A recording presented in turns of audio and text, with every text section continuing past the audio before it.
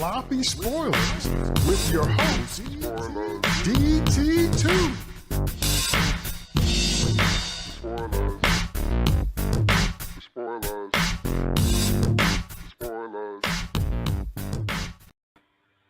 What's up, y'all? DT2 Comics Chat here, ready for another episode of Sloppy Spoilers. Tonight, we're going to be discussing Moon Knight Episode 3, The Friendly Type.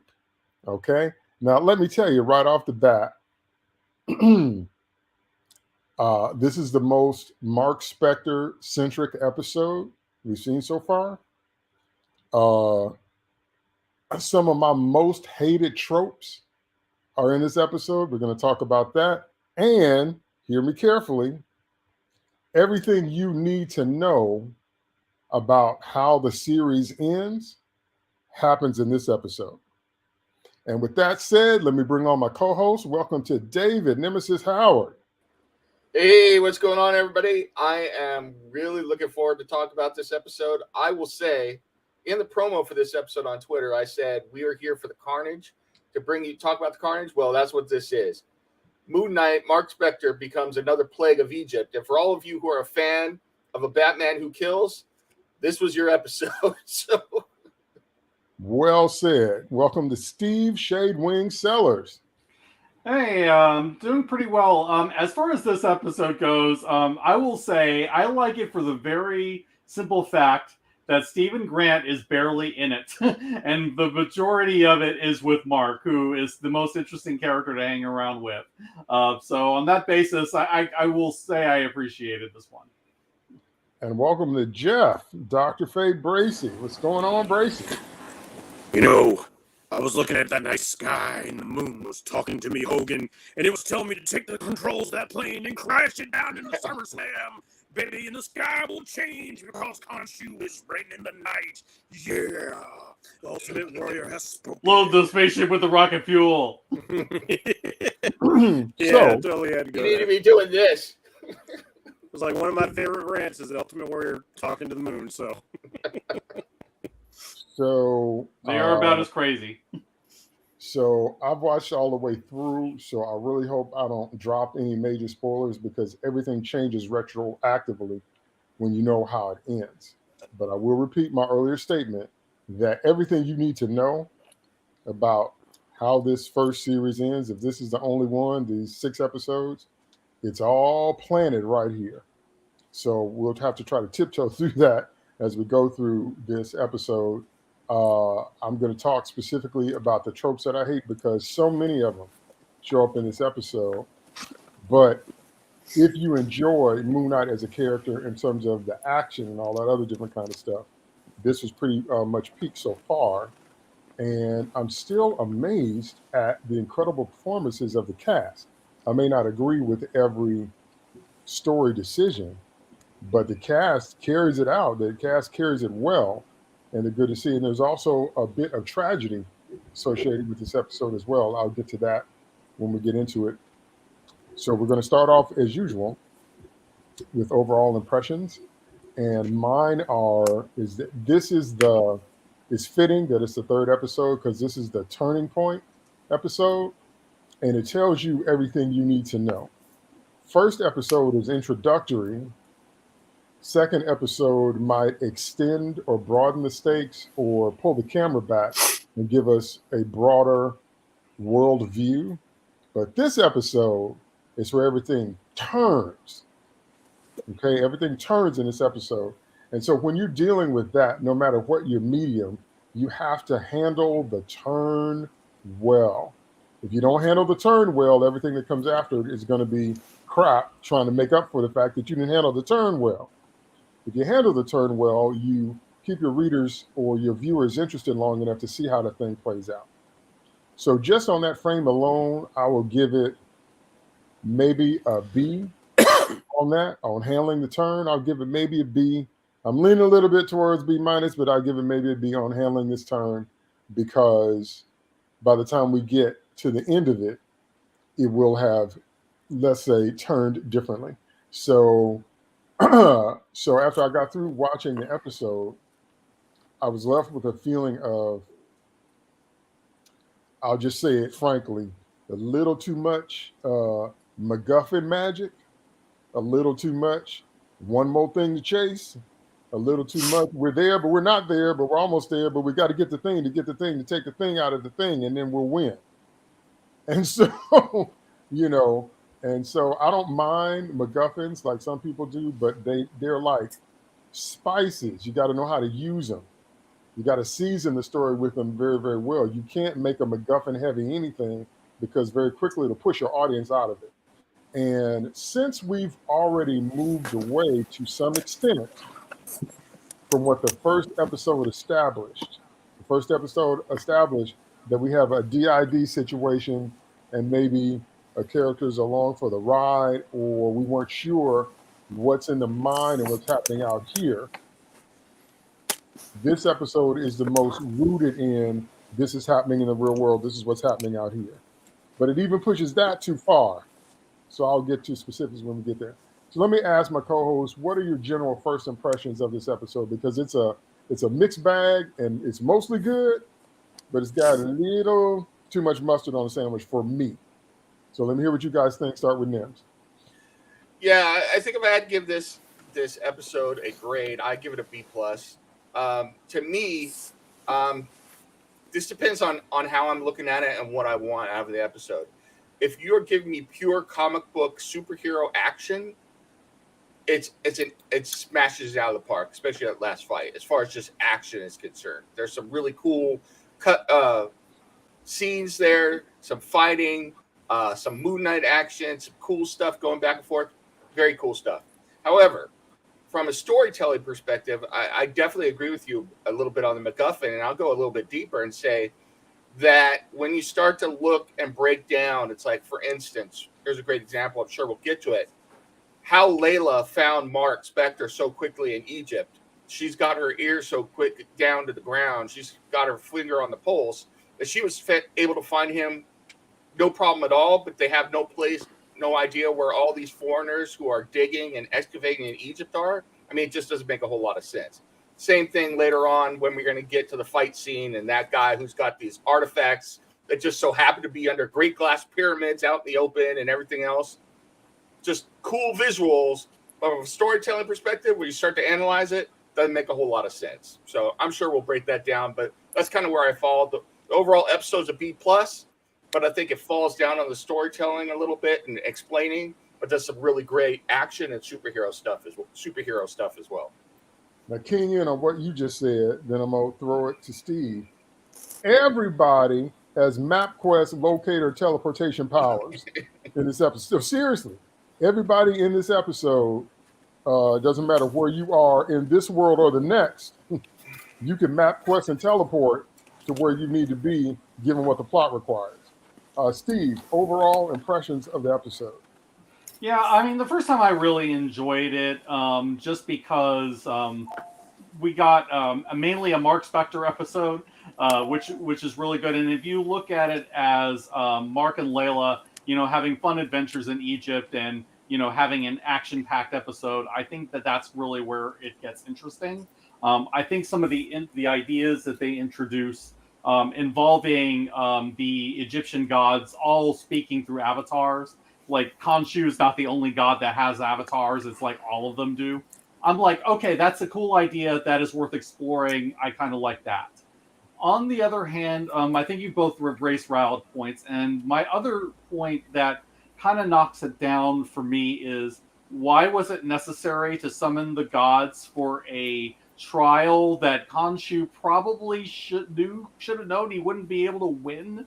Especially since it's not even really necessary, because the next piece of the puzzle comes from that one goddess who is a friend of his. Why not just talk to whoever he thinks in the pantheon would be able to give him the lead that he needs? Why go through all the show for a trial that, I mean, just ends up embarrassing him and puts him in a worse footing with the gods? So that stuff, I'm just feeling like the execution fell down a bit there. But I love the huge, all the explorations of Egypt. I liked the whole fight in the desert, basically with those guys who were jousting. the Egyptian equivalent of jousting, whatever that was. I thought that was great. I think some of the visuals elements were really, really good. We got to see the cape flowing out in the crescent moon. I thought that really looked great. All those sorts of moments are good. And you get very, very few moments of Stephen Grant being annoying. He pops in every now and again where he's needed. I mean, when he shows up, it actually makes sense for him to show up. But he's not lowering things down. But at the same time, there are these other little elements of the storytelling that if you kind of start thinking about it, it's like, yeah, they really could have done a better job with the execution on it. I will add real quick. This is the first episode that was really clear. I saw parts of it in the first two. This is the first one, and then episodes 4 and 5 as well, where I'm like, they stole that from Richard Riordan. And I've said this a number of times. It's Kane Chronicles, because one of the central elements of Kane Chronicles is that every Egyptian magician is basically an avatar for a patron god whose magic they channel. And then there are people who are more avatars than others. And it's so apparent that that's what they're doing here. And episode 6, it's really apparent. So they stole a lot from him. Okay, How much is Reardon or his estate paying you? Yeah. Two things. I don't know. It's there's plausible deniability just because on the basis that, okay, you can come up with a thought process like, okay, Khonshu as an avatar, why don't all these other guys do? Okay. Oh, I can see that, but I also see where it's quite possible he could have taken from Riordan, but I think it is the plot deniable. Disney and Hyperion Books, which they own the rights and the movie rights and everything else to everything that's written anyway. So. Yeah, it might be. There you go. Okay, two things before I throw it to Bracy. The first thing is I realized when Steve moved a few minutes ago and you could just see his head and not his shirt that I want him to cosplay Data. Second of all, I'm going to take I'm not exactly Mark Zuckerberg, but okay. Second of all, that's my sister's ring is Wonder Woman. And if you knew my sister, you know why I call her that. Okay.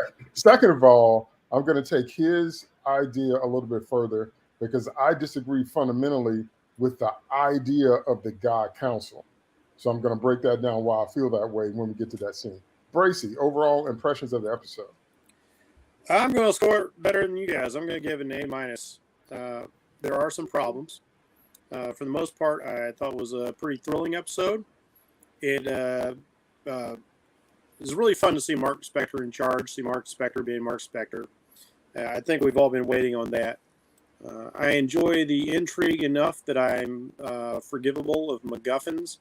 This is National Treasure, Indiana Jones, Lara Croft, all these sorts of movies where, you got to find the thing to find the thing to find the thing.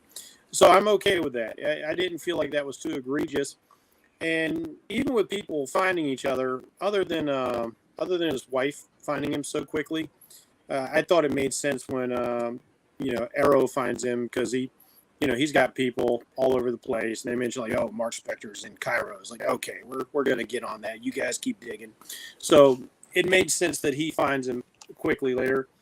The rich Arab collector, those guys love their opulence. They're rich. They like to show it off. Big glass pyramids made for a really cool set piece and something that I could actually see some high-end shaky kind of dude wanting because, can't take it with you unless you're going to put it all in a pyramid, apparently. So, none of that stuff bothered me. I enjoyed a great deal of it. Of course, it was nice to see both Mark and Moon Knight fighting. And I also really enjoyed the new hint we get at Stephen and Mark aren't the only things happening in that head. So that was a nice little hint to see come around. Like Steve, the only thing that I had a problem with, I didn't so much have a problem with the Council of Gods or their avatars, but Khonshu will summon, he'll go ahead and like, yeah, we got to do this. And, I'm not on good grounds with the gods. So our case against Arrow must be flawless. And it's anything but. And I was like, you just said it had to be flawless, man. Did two different people write these scenes? Yep. I mean, his argument was lame. I'd have been like, yeah, can we wrap this up? I want to get back to lunch or whatever. Like, you sound like a crazy person inside of a crazy person. Like, this this doesn't make any sense. Like this guy over here with the cane, he's making a lot more sense than you. So like, it made the scene a bit pointless. We did get a couple of neat things out of it. I like seeing Mark Spector admit that he's broken, that there's something wrong with him. But other than that, it didn't have a whole lot of point other than, once again, kind of being a MacGuffin. You know, the avatar of Potter. So like, hey, this is where you can find the thing. But for the most part, yeah, A- for me. Couple of rough spots, but nothing too egregious. Okay, now what Bracey's talking about, I have a term for it. I don't know if other writers use it in sci-fi and fantasy. But for me, what Bracey's talking about is a polarity reversal. And I'm going to explain that when we get to the scene, that particular scene where I think it happens. And again, I'm going to say it again. Literally, everything that happens in this episode is foreshadowing the ending. Okay, so let's take it from the top. So we get into time with Layla and her mom, and Layla's getting ready to enter Egypt again after a 10-year absence. And we find out that Layla's father, died on this dig, but she doesn't have a lot of information. And so kind of right off the bat, that's pretty much the confirmation that she's a version of Marlene, and that's the character she's modeled after. But she's got her own things going on, which again, we're going to see more of that later. And it's not that I minded spending time with her. And it did feel a little bit to me like we were watching Laura Croft prepare to go in. So I don't know. It's just a funny feeling I got. So it's not that I minded that. It was a little bit more like I could feel the setup even before I knew how the episodes are going to play out. You can feel the setup in that opening scene. You can see the ball being lobbied up if you've ever played volleyball, or if you're going to smash in tennis, or anything that's coming up where there's got to be a corresponding, or if you do an alley-oop in basketball, that was that scene. And you could feel it. It's all throughout the scene. And I'm like, okay, so this point is going to be slammed home at some point, and we have to see how it's going to shape the character. But it's really, and it's, how can I put it? It's really the Batman moment, not the movie.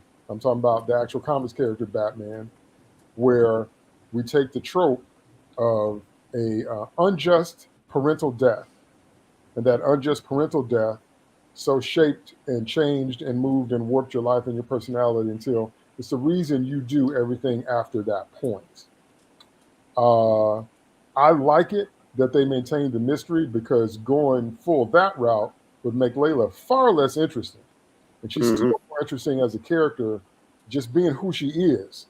So I'm glad they didn't Batman it out so tough until it becomes the only reason she's doing what she's doing. So that part I like, that she still maintained enough character integrity to where if we never knew that about you, or we never learned anything after that point, we're still interested in seeing what you do next. So that's what I thought about that scene. So give me thoughts on that opening scene with Layla. Let's start with Steve. Yeah, Layla is one of those characters I still continue to find her interesting. And it's interesting to see her in her depth a little bit more. And I like the idea that, okay, she has a defined past, because they clearly indicate that she's there, that she left Egypt for undefined reasons, that she's afraid of going back for some reason, that she's got people over there that don't want to see her for some reason. So there's clearly, one of those things where going home is not easy for her.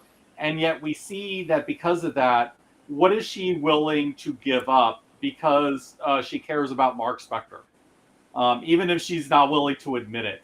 And I just like that we start seeing a little bit of that past outside of him when she goes and sees that woman, that older lady that was a friend of her father's, and getting the IDs. I just thought that was just a really interesting conversation, because it shows her separate from her relationship with Mark, and it shows a little bit about who she is in a way that we hadn't seen previously. So that's really interesting to see. I can kind of understand like the problems with her like finding Mark like immediately out of the gate. But I do kind of like the interactions that she has with him early on. But I will say that there probably is one way to easily find Mark anywhere, and that is like follow all the bodies that he leaves in his wake. And there were plenty of bodies for her to follow on that. So, that's interesting. But I do kind of like a little bit of that back and forth. Even if there are moments where it seems like they're kind of setting her up to be almost bigger than Moon Knight, I'm not really a fan so much of that angle. And you always have to watch that with Disney because they like to do that kind of stuff. But I didn't think it was too egregious. Mostly, it's really just fun to watch this character. I feel like this actress plays her well. I like Male Kalamali a lot. I feel like even though their intent with this character clearly was outside of like her role as a Moon Knight character, I feel like she's interesting enough. She's likable enough, and she plays off of the different personalities of Mark Spector well enough that you want to find out more about her. And I think that they handled her at least reasonably well in this episode, even if you're kind of like a little bit nails on the chalkboard in the way that they are setting up what they want to do with her, which I agree is a little bit telegraphed. Okay, Steve says something very interesting. The question becomes, is Layla a supporting character or is she a co-lead? Yeah. She's a co-lead. The show should be named Moon Knight and Layla. If she's a supporting character, then the show should be named Moon Knight. Now, there are other shows that do it well, and probably the worst example of a show that does it poorly, shows that do it well would be like the first season of Stargirl. Made it really, really clear that the show was about Stargirl and that everybody else was supporting that journey. Show that does it the worst is The Flash. Started out being about Barry, and now there's 9 characters on that show, and they all seem to have to get equal screen time. So this is what I mean when Iris and her amazing friends. that right there. So this is what I mean when I say, as Steve said, it's a fine line. It's something you have to balance. You're supposed to write your story about your most interesting character. If your story is not about your most interesting character, you have written the story wrong and you need to redo it. If you're going to elevate a character, if you elevate them to be just as important as the main character, that is a co-lead, and the title needs to reflect that so people understand what you're getting when you watch the show. What they tend to do is they give you the more known character as a title and sneak the other ones up there so that by the time the show is over, they become co-leads or many times more important. Bracy, what do you think about the opening scene? First of all, I want to speak to that point right there. I don't see Layla as a co-lead. Mm-hmm. Having watched to the end now, and even if I didn't have that perspective, she still wasn't in, like, for instance, the first episode. And as we get further into the series, she does dip out from time to time as we focus more and more on Mark. Although by the final episode, I would argue she is a co-lead of that episode for sure. But as the series goes, I don't think so. I think she's still more or less a supporting character. As for the opening scene itself, this just reinforces how much I like both Layla as a character and I like the actress playing her. And throughout the series, and I can't wait to get into those later episodes, this young woman continues to do really interesting things. And these are things that I feel like she's doing with the character to bring a little bit more. This isn't direction so much as it's acting. It's my feeling, not having been on set. Like in A Clockwork Orange, Malcolm McDowell at one point, his officer who overlooks him as a delinquent teen comes knocking on his door. He gets out of bed and he's wearing some tidy whities and he's walking down the hall. He just scratches his butt because that's something you do. If your butt itches and there's nobody there to see it, you just scratch it. And I'm pretty sure that's something that McDowell improvised. And I see this actress doing really neat things like that. Like in the last episode, I like how she was upset. Thought Mark was playing a game. And then when she brings out the divorce papers, she kind of sinks into herself a little bit like, all right, I brought them. Are you going to sign it? This bit of surrender from this clearly very capable and potentially feisty woman here. So she does really neat things here. I like how she's pouring her guts out to her friend here who makes the fake IDs. And then in the middle of that, she's got to get a picture taken. She's like, oh, all these emotions are playing on her face. And then she stops like, picture, and another one, she does a different expression, so she doesn't look like she just posed twice for the same picture, because it's got to look like, maybe different days or different stations when you're getting your passport. And it's small things like that I just really dig when I see an actor really doing neat things like that with their craft. Somebody who's thought about the character, who's thought about the scene, who's thought about the motivation and the story to come. And she gives us all that. And because she's so good at this, and the character herself is well written, I like Layla more and more. I love this little vignette into her. And the writing of the story is such that when all of this comes to fruition later, this is a great stepping stone moment to rising to the top of the pyramid, if you will. It gives us insight into her. And she's got a Batman moment without becoming Batman, because this could have turned her into the Moon's Night of Vengeance. But what does she do? Well, she's Indiana Jones. She wants to go get stolen artifacts and put them someplace where the world can enjoy them. She takes them off the black market. She takes them out of the hands of egotistical collectors who just want to enjoy them for themselves, one of which we'll see later on in the show here.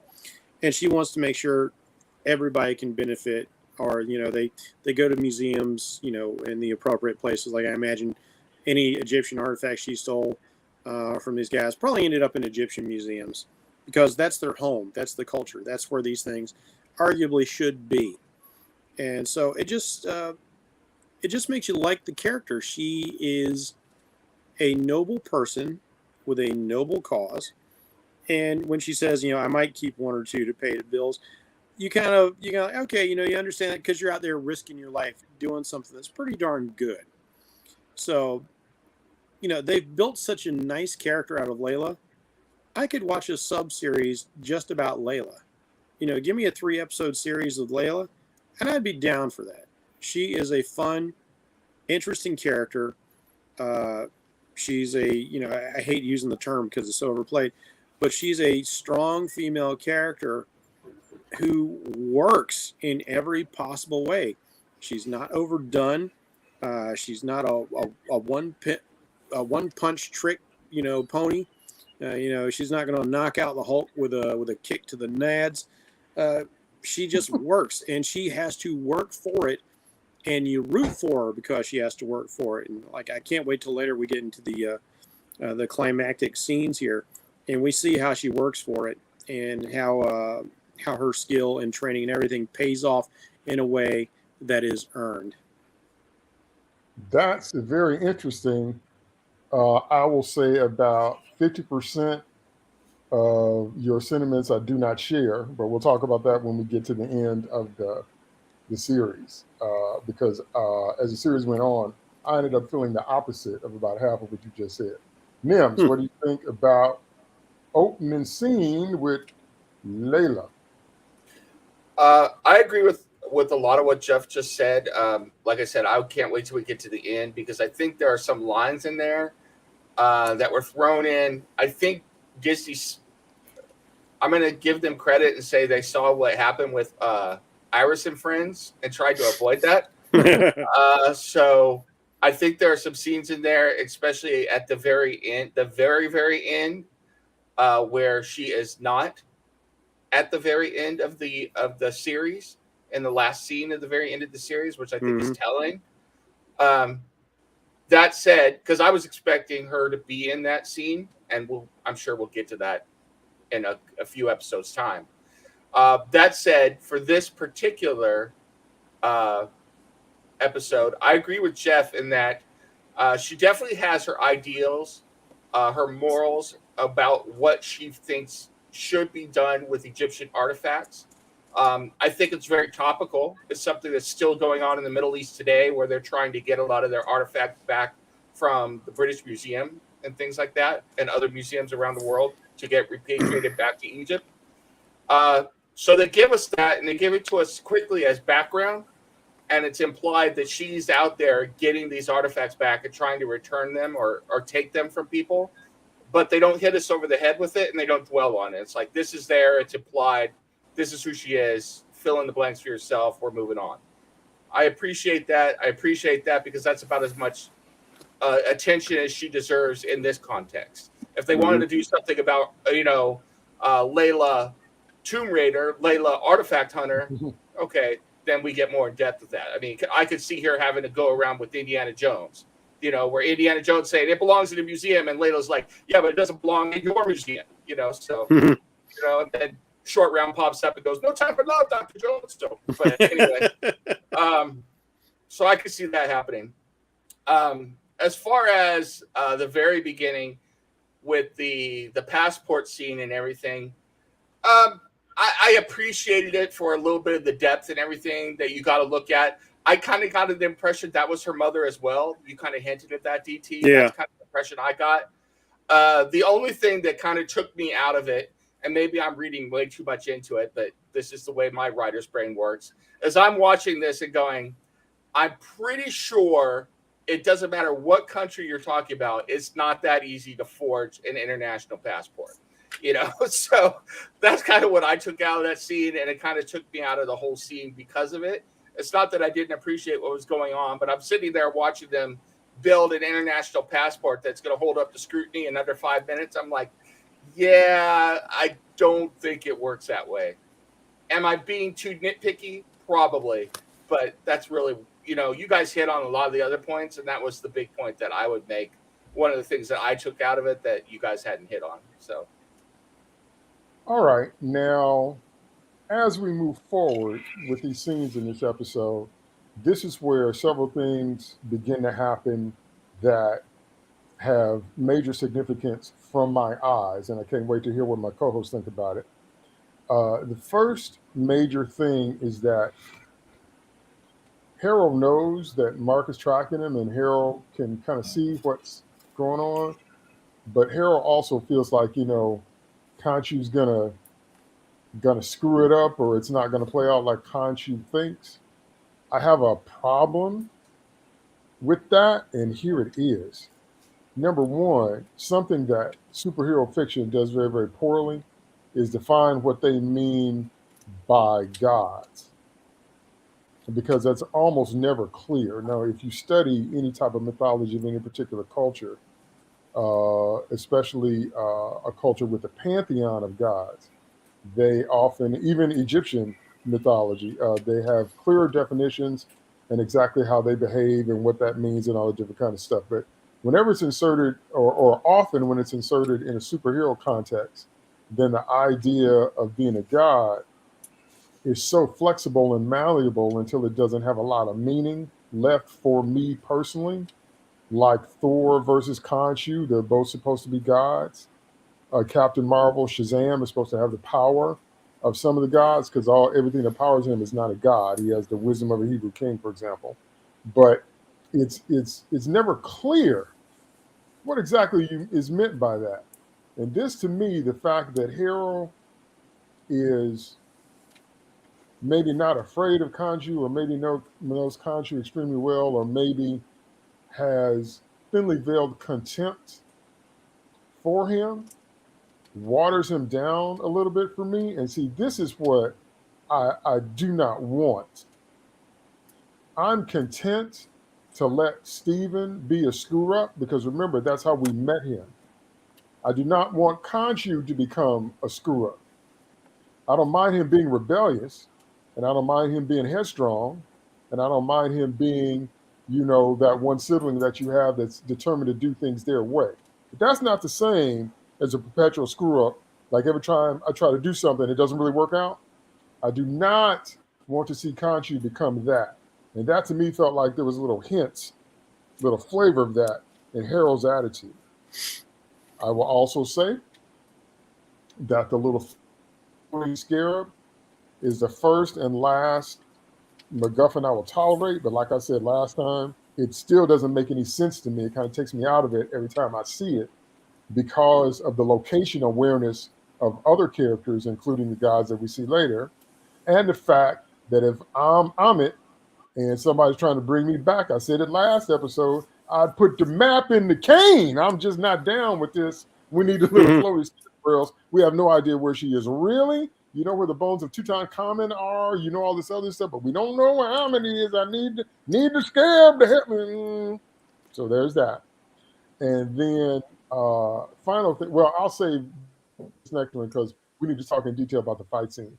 But those were tipping points for me, maybe not quite in the right direction. And here's the reason why it bothered me. Because I don't like it when a character is introduced as imposing and frightful and tracking you down and larger than life and physically larger than a man and so many different things going on. The way Khonshu was such a cool introduction, such a cool way to show Steven being overwhelmed and thinking that he's out of his mind. And like we talked about the light sequence and him storming down the hall, and those were horror elements and just so many different things going on. And then now we're so comfortable with Khonshu until he's, I don't know, like that dude in high school that, told the teachers off and got sent to detention. And he had no reason to tell the teachers off except he was trying to prove something. He feels a little bit like that to me now. And that's not the way I want to feel about him as a character, especially the way he was introduced. So I don't like this idea of Harold, his contempt being so thinly veiled and being so out in the open, because if you know anything, for example, about Greek mythology, you know that many times there's punishment. About half the stories in Greek mythology are about people getting full of themselves and then getting a punishment from Mount Olympus. Like even if you watch Clash of the Titans, about saying that a human woman is prettier than Aphrodite, or, just so many different things. See, that to me feels more legit if you're going to buy into that. But more lovely than the goddess Thetis. That is right. So now is just feeling like Khonshu he feels less in my eyes. He feels lessened.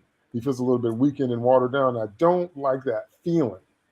I like it when he's aloof, when he's mysterious, when he's showing up and not showing up, when he's got a whole bunch of things and Steven is afraid of him and Harold. But Harold, the further we go, I think Steve said it initially, is the jilted lover. He's completely got the jilted lover vibes, but it brings Khonshu down and it makes too much of what's going on be about spite. I think if you call a character a god, they even if they have those kind of things, because Zeus is certainly petty, they shouldn't be petty like humans are. I think they ought to be a little cut above human pettiness, but that's just me. Oh, I got a little insight here. So give me your feedback on what I'm saying here. Let's do this quickly because I want to get to the fight scene, but I do want to hear what you have to say about what I'm saying here. So throw it out quickly. Nims. Once again, this goes back. I hate to be a broken record, but this goes back to Reardon. Reardon's whole concept on the. All right, stop filleting him. I'm sorry. Okay, but his whole concept on Egyptian gods, and you've seen this since episode 1, which is they have no real power in the physical world versus being able to do a little bit of movement of air and stuff like that. And they have to act through avatars in order to affect the world and specifically affect human beings.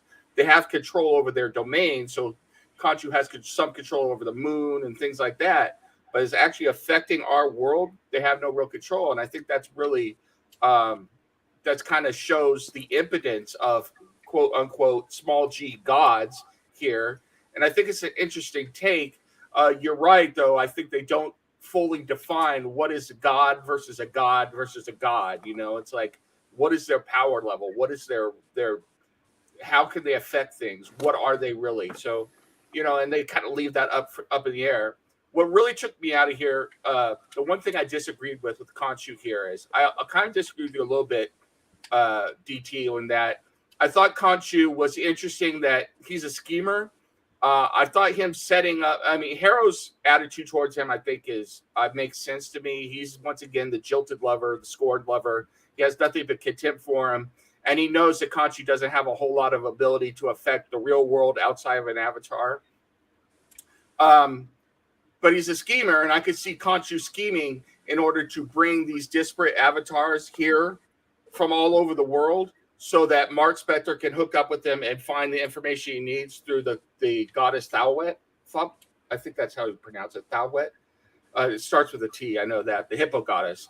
The thing, though, is that it's the one thing I could fault for Oscar Isaac's acting performance to this whole thing is that I thought it was too over the top when he was channeling Khonshu, and Khonshu came off as belligerent and with no impulse control when he was answering the other gods during this trial type thing. It just had the wrong chord. It didn't strike as real for me. It struck the wrong chord. So that's the only thing that struck me as odd with what was going on with Khonshu here. Everything else I could explain, or it made sense to me. And once again, as Jeff said, I'm filleting Reardon because, a lot of this goes right off Richard Reardon's books and everything and what's going on. So, but what you described is Khonshu being juvenile, which is my point. Juvenile. Now, if we're dealing with somebody like Hercules, that is the child of a god, or Perseus, that is half human, half god, I can accept somewhat of a juvenile response, because you would tend to be full of yourself, or you would tend to hate what you were because it wasn't really your choice. You're a mutant. I get that. Or Nephilim, children of angels and humans. And if you're born that way, I get that. But I'm saying something presented on Khonshu's level, I think should be just a little bit higher than that. I think there was some element of that in the comics, and there's some element of that in the actual Egyptian mythology, because Khonshu is the son of Ra, and he resents the elder gods. He's considered a petulant, an upstart who thinks he knows better than his elders, and you get a lot of that in some of the comics from a while past. In fact, I'm rereading a Boon Knight run now where it kind of gets in that with Ra and Khonshu. But once again, now I'm doing the work for the show, because unless you know that, there's no hint of that at all. You wouldn't know that Khonshu has a chip on his shoulder when it comes to these other gods and how he's perceived. So, which is very common in different mythologies, where the children tend to hate the parents and overthrow, and that's how you get the next set gods. That's how the Greeks did it for sure. Steve can remind me, I forget where this happened in the comics, but there's this great scene where Tony Stark has cloned Thor. Once again, Stark just doing what he thought, nothing about consequences. And the real Thor, the actual Thor, comes back to Earth, and they have this incredible confrontation. And Thor basically puts Stark in his place and says, I'm not going to deal with the fact right now that you made a copy of me that caused damage without, Lord, why does everybody call me when I'm taping? That you made a copy of me without my permission, and it did things in my name. But if you ever cross me again, you're going to understand what the wrath of a god of thunder is really like. You're going to understand what it would be like for Asgard to visit its fury. And there's this whole level and dimension of threat to Thor that we don't normally see. And he rips the mask off and he says, I'm not going to fight you and walk home. And he basically shows how much he holds back to be among mortals. That's the Thor I'm talking about. That's my Thor. That's the Thor that I like. And that's what I mean about how once you establish something on that level, because in those panels, Thor finally showed that he has concerns the same way when you write Aquaman well or Namor. They got concerns that regular people wouldn't have because of what they're dealing with. That's what I mean. And so I don't want Khonshu to be, I joked and I called him, I said he was the Bender, in the Breakfast Club of Gods, but I don't want him to fully be Bender, so that's what I'm talking about. So, Bracy, what do you think about what I'm saying? Wasn't the comic, real quick there, wasn't that the comic in Civil War where the clone Thor killed Goliath? Killed Black Goliath, yes. This was the J. Michael Straczynski run on Thor, just after Civil War. Okay. Yeah, there's one drawn by Olivier Coipel. Yeah. Yeah, really good art. Yeah, but great Thor stuff. is so angry for identity theft, and Thor is so angry that Stark doesn't have enough sense to respect who he really is and what he can really do.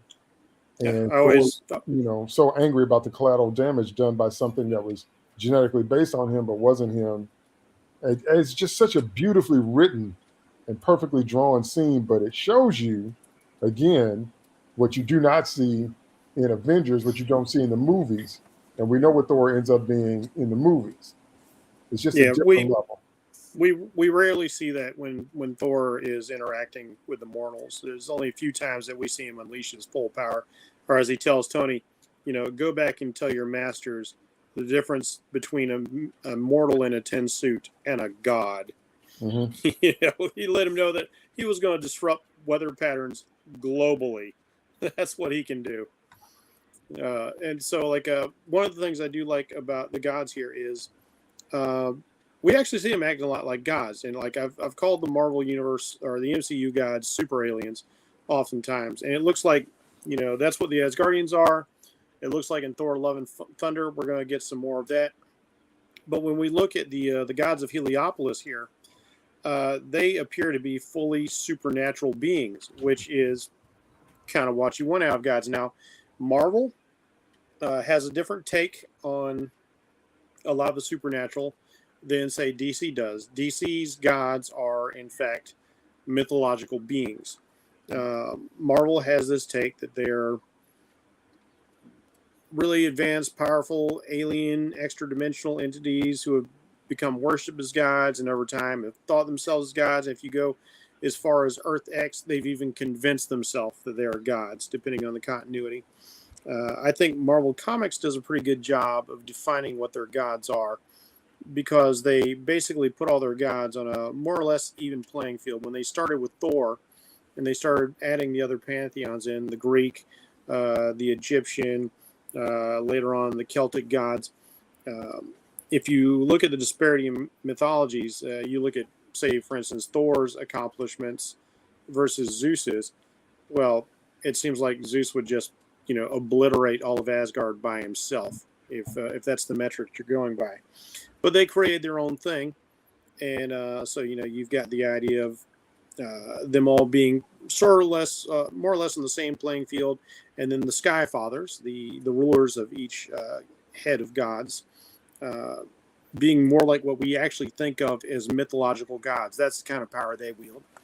So what I dig about this series and what I've dug from the beginning is thinking that maybe the gods of Egypt are literally gods of this particular planet. They're not extra dimensional beings or super aliens the way that the Greek and the Nordic gods appear to be, as far as the MCU goes. And I like that they do magical things. We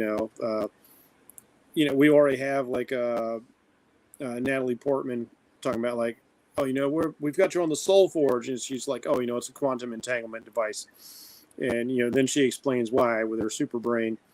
Or even when you see magic being used in Doctor Strange, it has very scientific principles. It's like we gather energy, and then we create these patterns to alter the framework of reality. Those are principles that people can grasp onto.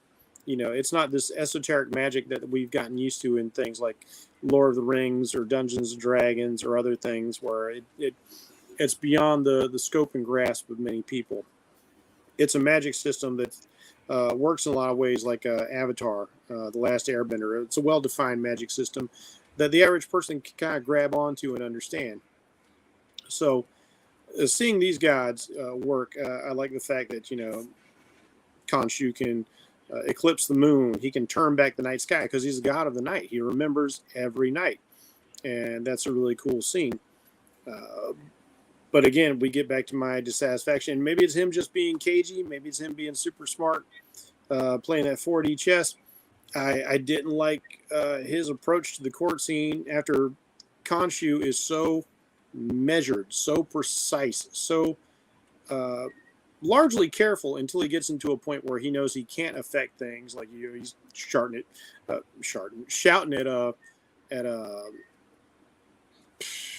Steven in the previous episode, crush his windpipe. He's right in front of you. Yeah, I don't really do that sort of thing. So when he feels impotent, that's when he seems to get out of control to me.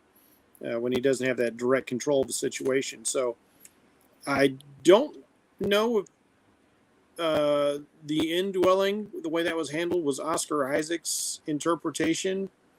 So I wonder if I don't know if that was direction or his interpretation. Is did you did you work with F. Murray Abraham at all? Did you see his approach to the character? Because as an actor, that's what you want to do. Like the other night, we watched Looper for the first time, and the whole time I'm watching that, I'm like going like Joseph Gordon-Levitt has spent a lot of time studying Bruce Willis for this role. He's picked up a lot of his mannerisms, a lot of the things he does with particular characters. I can see it in his performance. And Oscar Isaac is so good, I felt like I should have been hearing F. Murray Abraham coming out of his voice, but that's not what I'm getting at all. He is coming across as this petulant brat child of a god, which is weird unless it was just a crazy four-dimensional chess power play. But if that's the case, it wasn't set up very well because I didn't get that. It didn't even occur to me until Nemesis said that. So I think that makes the scene of a bit of a fail. I do like the mysticism here. I do like seeing the world that they're setting up, and we'll see more and more later on that it does feel fully involved in the mythology, and we get more and more of that. I appreciate that. Where Asgard in the MCU is very much based off of all the works of Jack Kirby. This feels like it's very much based off of our actual mythology that we're aware of from the writings of the Egyptians and their lore and everything. And I just love it to pieces for doing that, for giving us gods that even if they don't really interact with the real world, other than using avatars to kind of like, nudge things along here and there, they do feel like gods. And I dig that. Okay. Okay. I just wanted to add real quick to Jeff's point. It's not Rordian again, is it? No. Very quick. One of the things that's interesting to me, though, and you kind of reminded me of this, is that even though these gods may have less power than like the Asgardians, when they actually flex their muscle, they have more power to affect things on a physics scale than any Asgardian does at all, which is fascinating. The stuff they do feels cosmic, and I dig that. Yeah, because it's like I'm going to get into that in a minute because I have a reason why. You kind of want gods to be cosmic. These are what a lot of people use to describe the fundamental forces of nature. When they're trying to encapsulate that in our human understanding. We created gods to represent this, like gods of storms, gods of volcanoes, gods of seas, gods of suns. And so it's nice to see that realized. Like, I am the god of the moon and the night, and so I can just roll back the night to see what it looked like 2,000 years ago. Yeah. Love it. Huh. That's very interesting. Okay. Steve, thoughts on all this? Because I have a different take on it. Steve, what do you think about all this? Okay. Before I really kind of get into the scene itself, I kind of want to expand on Jeff's point and Nem's point as well about how the Egyptian gods tend to act more like they're almost like earth gods. And the reason for this is that they are directly descended from the elder goddess Gaia in Marvel mythology. So basically, so everybody knows, within the Marvel cosmology, there are elder gods that came into existence around the beginning of the Earth and the Marvel universe. And Chthon from Multiverse of Madness is one of them. And their sister is Gaia, who is usually associated, as the Earth goddess in Greek mythology and whatnot, but it's the same basic character. She's also the mother of Thor, as an aside. And she is her other child is Atum, who was the first Egyptian deity. All of the Egyptian deities are descended directly from Gaia. And because of that, that's why they have the direct power to influence aspects of the earth the way that they do. So to me, it makes sense that we see that represented within their cosmic natures, within their abilities. When we see Khonshu rewinding the night sky and things like this, just things that are just absolutely unbelievable on the level that we don't really see of the Kirby style gods. That's really where a lot of it comes from. When we already kind of established already that the gods in Greek mythology and in Norse mythology are basically the sufficiently advanced aliens that are which are what I call the Kirby style gods.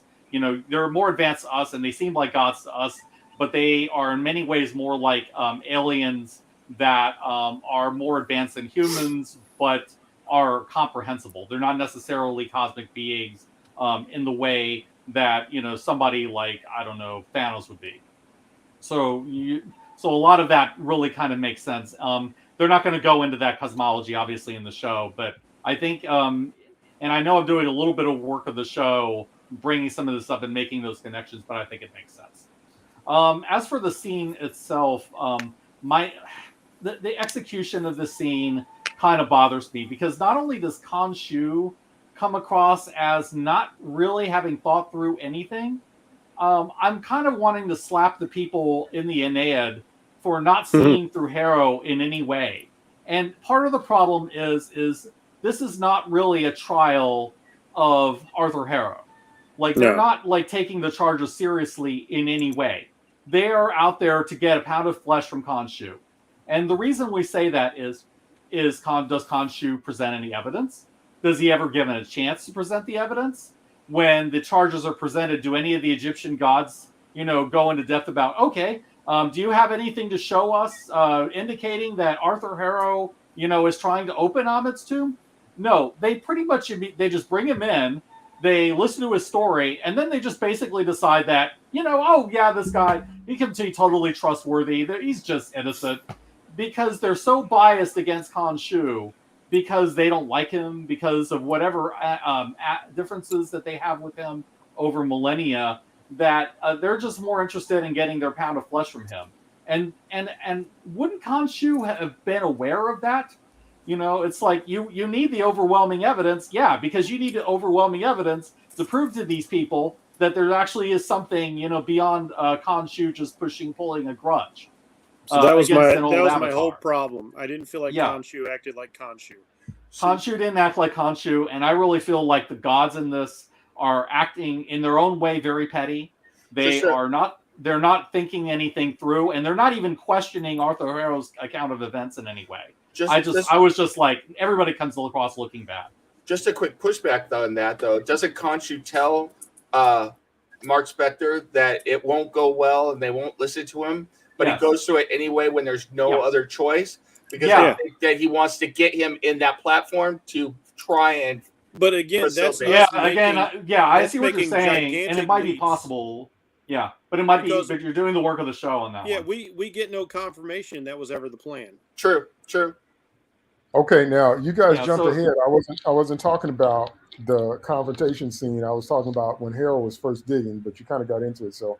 I'll swing back around because I actually want to give my thoughts on that. But what I want to go to next is the fight scene, because this first fight scene and the later fight scenes, as far as I'm concerned, is like everything in the episode. I mean, this is why we watch this stuff. And the mythology behind it is the sweetener. But this is why we watch this stuff, to see these characters we've seen in 2 dimensions for decades come to life. And see them act like we want them to act. So let's go to this first fight scene. And Mark is fighting some punks on a rooftop. And once again, he's trying to find Harrow, which I still find just really funny how they have this selective map quest. But anyway, and so we really get to see what a trained mercenary would look like. We really get to see some real moves. I like his stance. I like the way he keeps his guard up, even if he does it with one hand. I like how his block strikes are always smooth, and he's in one motion. He can block and flow to a strike. I like how it really looked like a real knife fight if you knew what to do with the knife, and how at any moment anybody can lose or just one wrong move, which is what happens in a knife fight. And it was just completely believable. However, there's 2 other things that go along with it. The first thing that goes along with it is the hint of there may be some other bats in the belfry, and they're doing some things that are unbeknownst to our 2 so far main introduced personalities. Oh, it's not a hint. It's the Jake signal. That's all I'll say. It's pretty obvious it's Jake Lockley. So, but the other thing that happened was one of my most hated tropes. And when I say most hated, my absolute most hated trope also happened here. I'll get to that in a minute, but this is like one of my top 5 most hated troops because it's so stupid. Y'all know that if something look like it's in stupid town, I can't take it. And I can't take the trope of someone on the side of a fight hollering at you to stop. That's the dumbest crap I've ever seen in my life. You in a fight for your life, and here you come. David, don't do it. I'm distracted, and now they're going to take me out because you hollering in my ear. I can't stand it. I can't stand it when somebody's fighting and they're fighting for their life and there's real stakes. And you've written and directed it and lit it and angled it, and Bracy appreciates all that detail. Well, we can see what's happening. We can see the blows that we're doing. We can see you flowing in your martial arts styles, and we believe it's a real knife fight. And here comes somebody hollering, talking about, don't do it. Don't do it. Don't do it. Don't finish the blow. Don't put them down. If you know anything about fighting, if you don't take them out, you at least have to take them down because they are a threat as long as they're conscious. Mm-hmm. And so it's stupid of you to be in that kind of close quarters combat and you don't finish your job because somebody's yelling, yeah, don't do that kind of. I can't stand it. It's so dumb. I can't stand it. And what happens every time somebody does that? Or like if there's a female, and I'm not trying to be sexist, but there's a female on the side of the action, she screams, she shrieks, and you're trying to stay focused on what you're doing. And you hear this, that's going to throw your concentration off for the split second that's needed for your opponent to get an opening. And so if you've ever been in a fight, the last thing in the world you want to do is drop your guard or give them an opening or give them a half a chance or even a very small window because it could be the end of you. And in this fight, here we come, seeing Steven in reflection talking about, no, Mike, don't do it, don't kill him. I'm like, the dude's a mercenary, he's an assassin. So blood has been spilled by this version of you, whether you like it or not. And if you haven't figured out yet, every time you're sorry, Steven, Mr. Knight, 3-piece suit gets in trouble, you call on this very person. Did we mention that? See, I told you, if it starts to get too stupid, I can't stand it. I can't stand it. I'll give you my favorite example. My favorite example is the Firefly episode Shindig, because Malcolm has a contentious relationship with Badger. And then Badger says, but I want you to go to this party so we can make this deal with this lord that's trying to move his cargo. Malcolm says, well, the last time I was here, you put me down for my piratish, roguish, skullduggery, whatever ways. Now it seems like you're trying to capitalize on that very quality. I love that he called him out on that. I call people out on that all the time. Just a few minutes ago when you needed me for something, when you needed me to be just the way I was, you didn't have any problem. And then you're going to come say, no, don't be that way. Just shut all the way up. Just everything in you that can shut up, just let it shut up. And because I can't stand it. And being distracted, they punched him. What if they had gutted him? What if they just stuck it in his heart? What if they had eviscerated him? Because Steven's whining about the fact that you're not going to let an assassin be and do what he is. I can't stand it. I can't stand it. And you're trying to prove something, and this happens in later episodes. You're trying to prove with your little Steven self that I'm just as tough as my brother. Really? Really? Okay, if you guys have little brothers, or if you are a little brother, or if you have friends, sometimes you got to do like the big lion. You got to grab the little lion pups by the neck, pick them up by the neck, and say, this ain't your fight, baby. So when you just sit on over here, you let dad handle this, or you let big brother handle this. This not your league. Understand? That's what, I can't stand it. So I've described it from every possible angle why I can't stand it. But I love the fight scene. I love the martial arts. I love the fact we could see what was happening. That's a rarity these days. We could actually follow the action. I love that they made it look real. Yeah, thank God we didn't get any born shaky cam. Shaky cam, bad edits, dark light. I got a lot from Cloverfield. I can't wait till I get to talk about this one. Oh yeah, okay. I got some martial arts chat for this as well. That's my thoughts on this first fight, because we got a whole nother fantastic fight that happens later on in the same episode. So like I said, for those of you that wonder why we geek out. It seems like that. Seeing a character you love for decades do what they do right in front of you in real time is amazing. So that's my only complaint about the fight scene is the whole Steven in the reflection doing the effect, the screaming part. Don't do it. Don't kill him. Don't cut his throat. And I'm like, how many throats has this man cut already? And when you need him to be cutthroat, I notice you give up the body to him because you can't fight worth banana diddly squat. How about that? But anyway, so let me hear you guys' thoughts about this rooftop fight.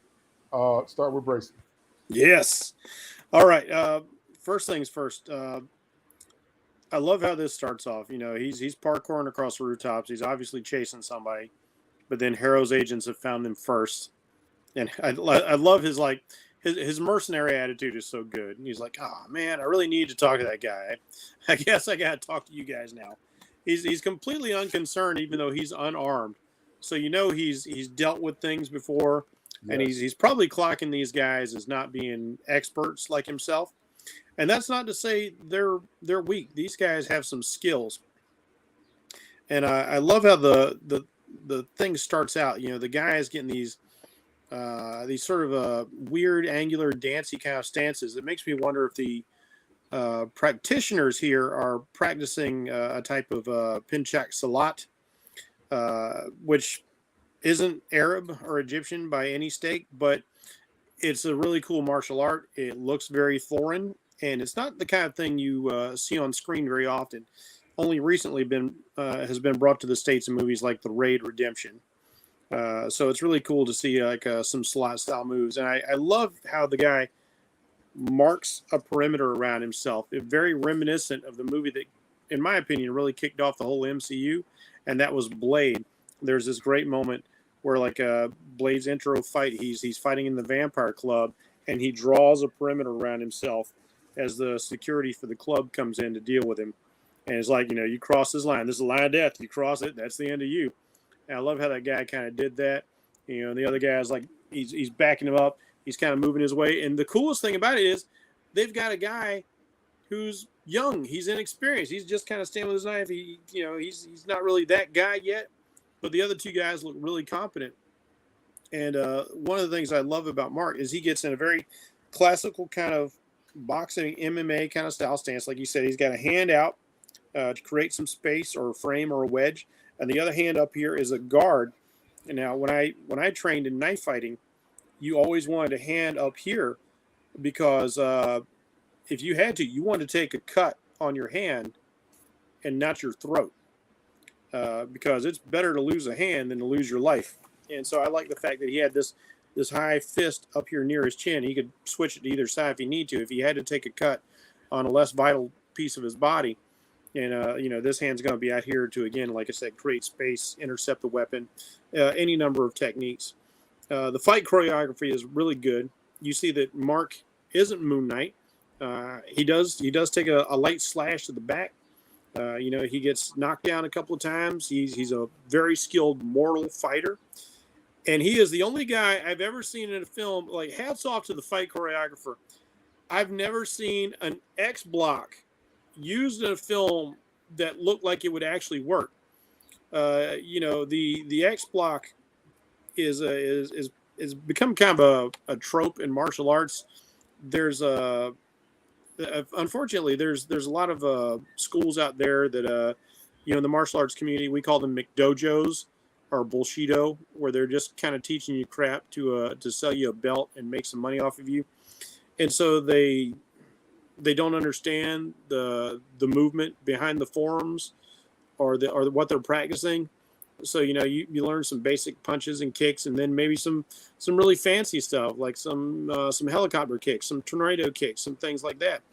But like, you don't understand like the very old meaning behind some of these moves. And like, I love seeing him do a low X block, which normally I'd have thought like, okay, that's crap, because in a knife fight, it's so easy to get cut.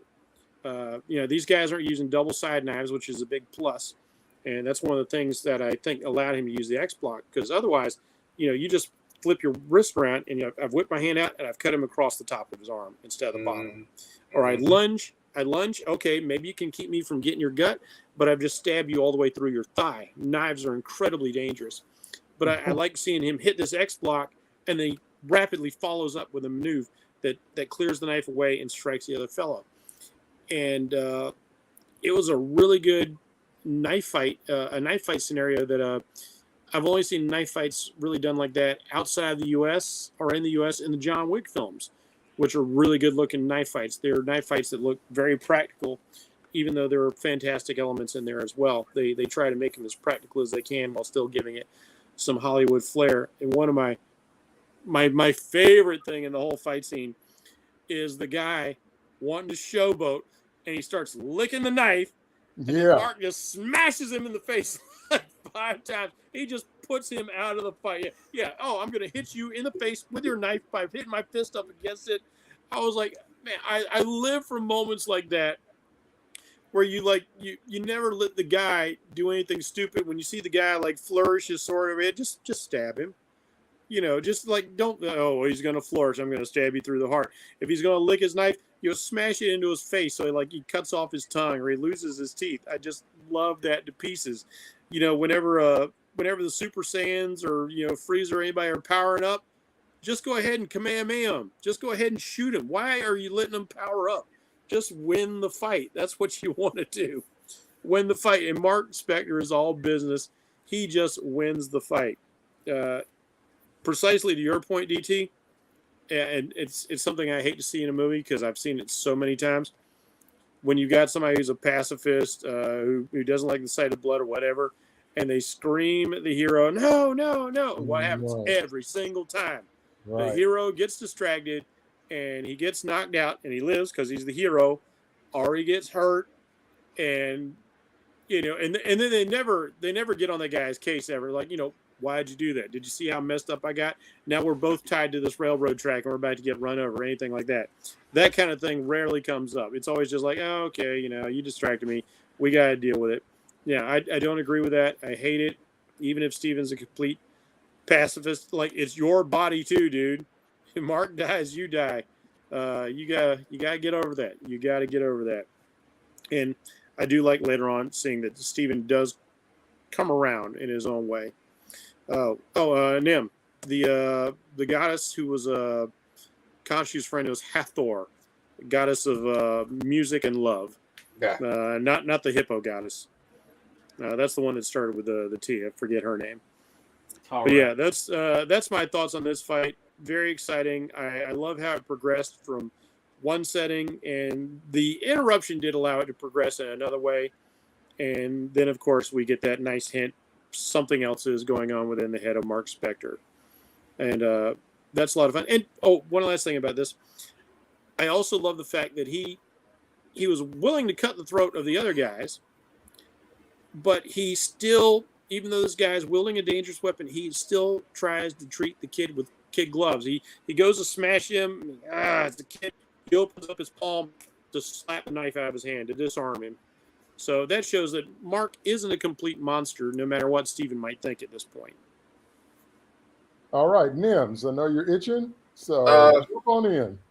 Well, first of all, I want to talk about Stephen Grant for a second.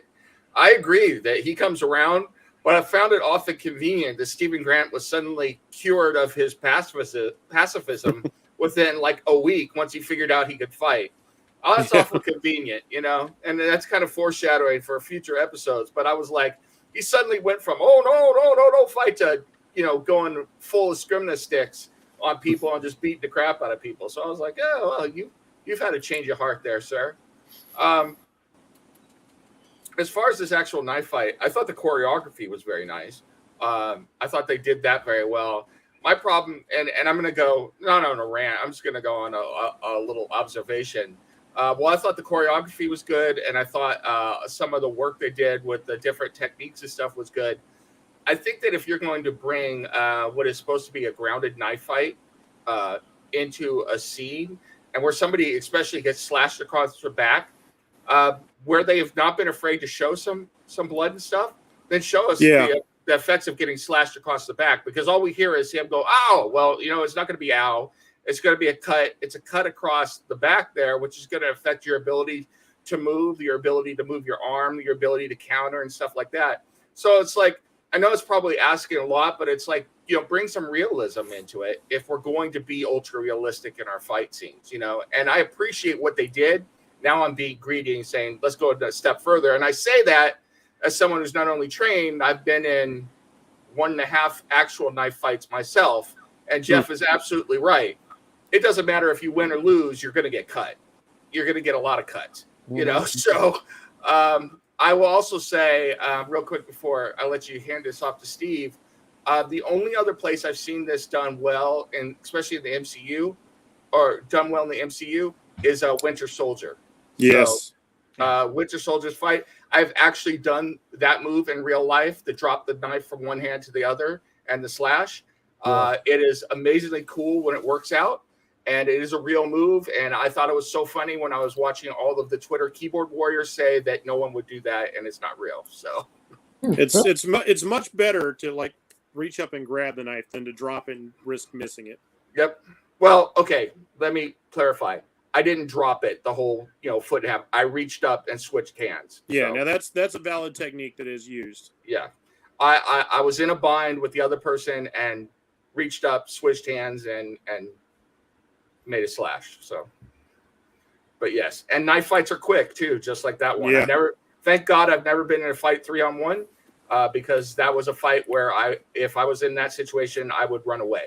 So, yeah. Well, when I was training, we were using plastic knives, and I didn't mean to do this, but I ended up going knees to chest on the trainer and hurt him pretty badly. Hurt the rib cage. Didn't mean to do that. And my son was like, "Yeah, you forgot how much you weigh, didn't you?" And I was like, "Oh, maybe I did." Yeah. But anyway, Steve, what do you think about this first fight?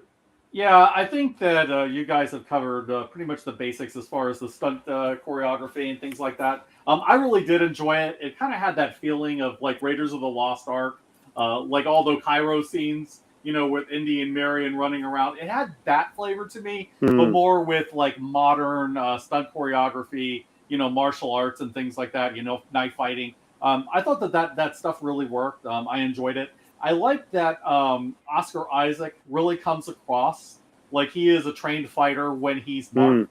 I think that came across as opposed to him like being Stephen Grant and going woo woo woo woo woo. You feel like he really kind of has a sense that when he's Mark, he's taking it seriously. He knows what to do in a fight. He knows what to do to defend himself. He understands blocks. He understands martial arts techniques, all those things. I felt like all that stuff came across.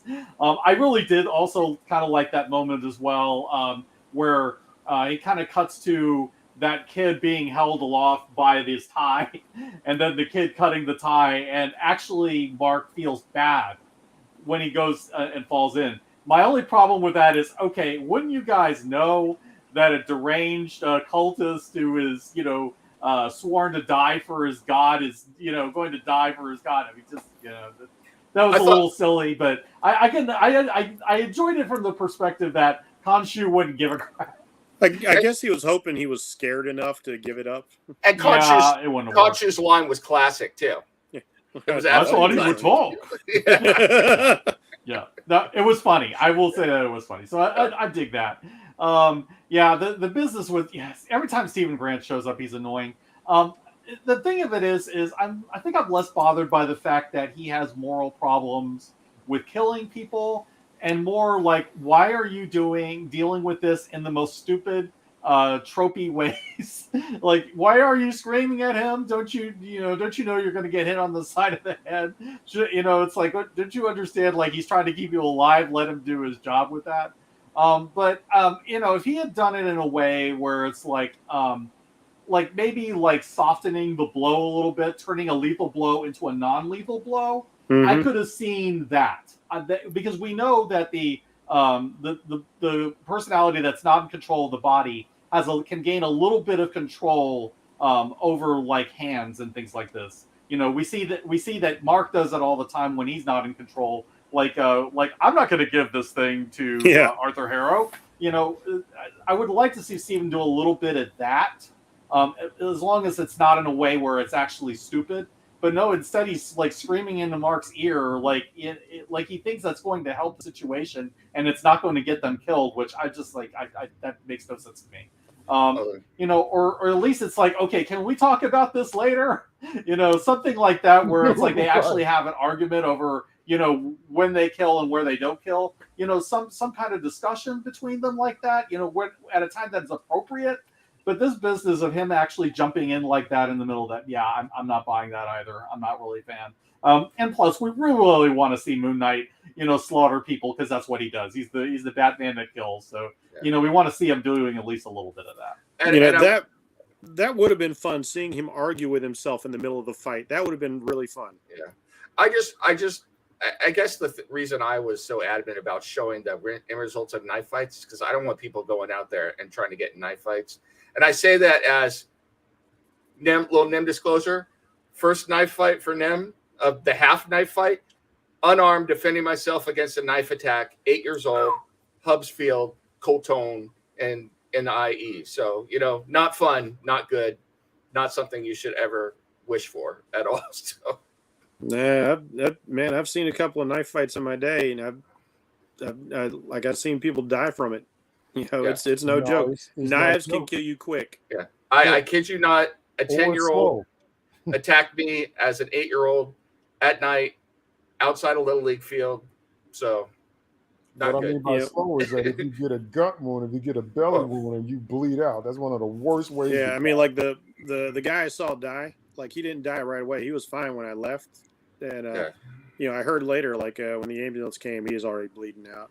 Even if you get it to the liver, slow bleed. So Liver, kidneys, you're gone in 5 minutes. You know, femoral artery, abdominal aorta, so many brachial arteries, so many places you can get nicked, and you're just if you don't have immediate attention, you're dead. And the clock is ticking. That's right. Now, I agree with Steve's point also about how you shouldn't be surprised that zealots would, I don't know, act like zealots and be willing to, you know, surrender their lives for what they believe, which is a good transition to get into the next thing I want to talk about.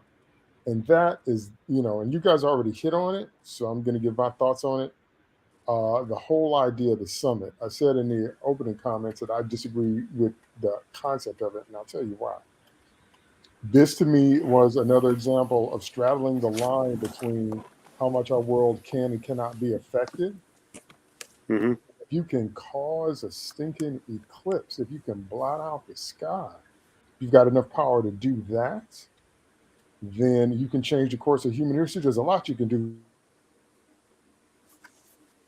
Will. I like it when Mark says you have a better idea, and Khonshu says, no, but I have a bad one.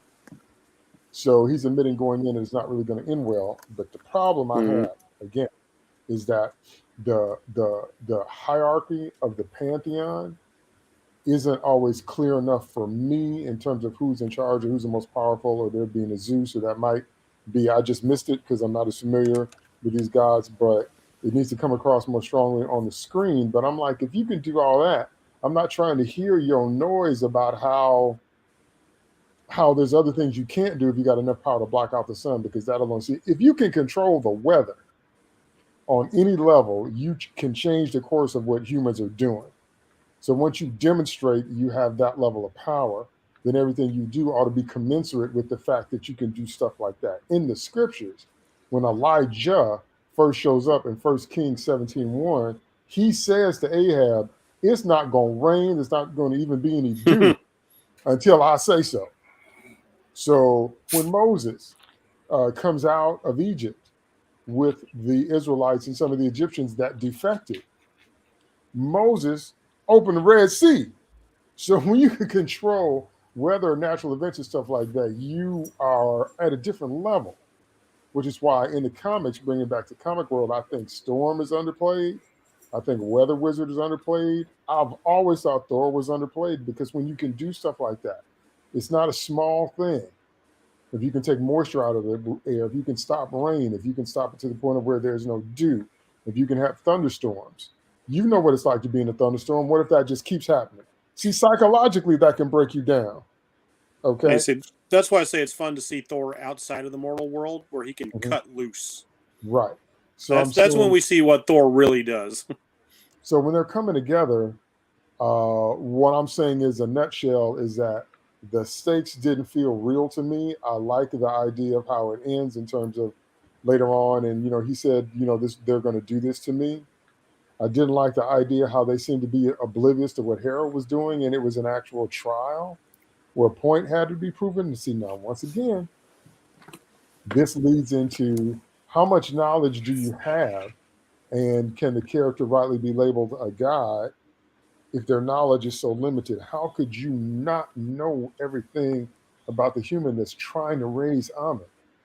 How could you not know that? That's like something going on in your company, or something going on, and let's say there's a hostile takeover going on, and once you find out that maybe your job is threatened, or maybe the whole safety of the company is threatened, I don't care what level you are, your first business is going to be trying to find out: are we going to be bought out? Are we going to be fired? Because normally hostile takers, they bring in their people and fire their old people. So whatever Can I- level you are in that company, you'd want to know: is this idea of a hostile takeover legit? Go ahead, Jeff. You said you had a point. Yeah, let me add something to that. What I see here is, even though these gods are mystical, they still don't seem to be omnipresent or omniscient that way. It's just like in Asgard, the only one who really sees everything is Heimdall. It's not like the old '80s Clash of the Titan where the gods are constantly looking over the mortals in their little chessboard staging kind of thing they've got.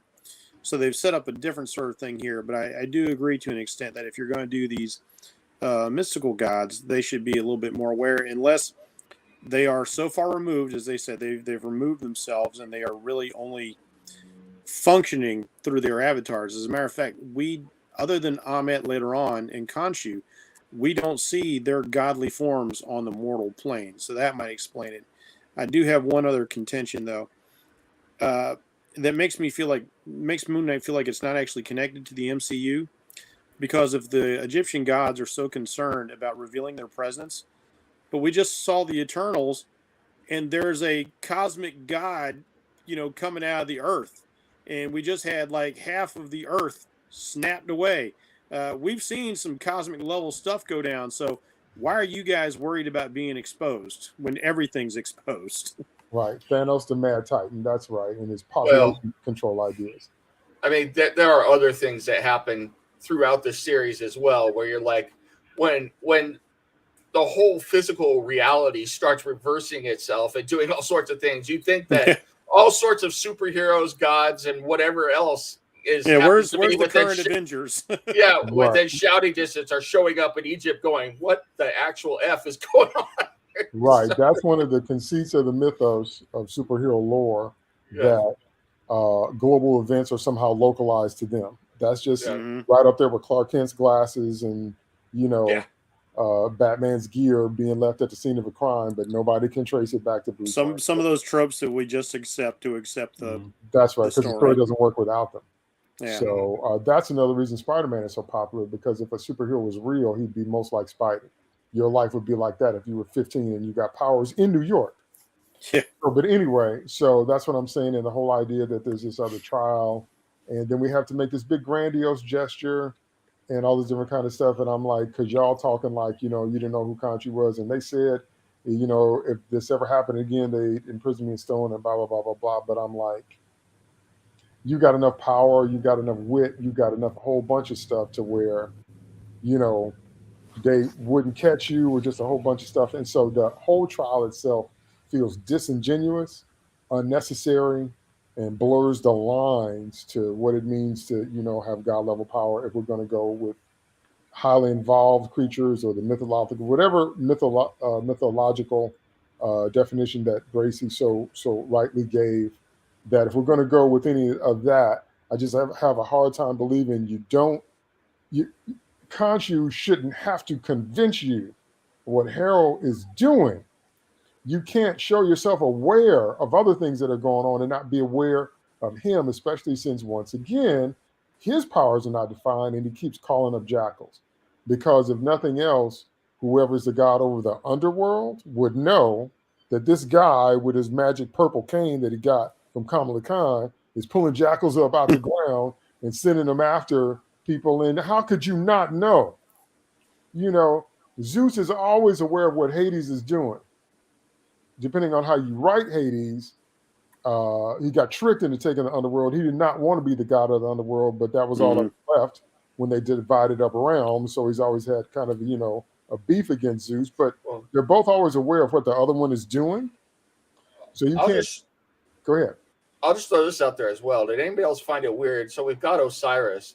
You know, that would fall directly under Osiris's, you know, bailiwick there, or Anubis. But where are the rest of the Ennead? You know, apparently they're all little statues for one reason or another. I guess. I will say this one thing. It's like one piece of evidence would probably have blown this whole thing wide open, and that is nobody asks, hey, Hero has the statue that leads straight to Amit's tomb. Why would he have it? And I know that he has it because we saw this. You know, and then have Hero say, "Yeah, where is this scarab? Is it true that you have this? Yeah, why have you got Amit's magic cane? Why all these things are evidence? Yeah, and when they talk about, like, you know, when they stone Khonshu later, it's like, you know, him and many others before him, is like, you guys just lock everybody away who disagrees with your little with your little clique here. The other thing is Hero does these huge displays of Amit's power in all of these other parts of the world. Not subtle. You can throw in, you open up dimensional doors to let open jackals to eat people. You know, we have him, you know, devouring people's souls, basically.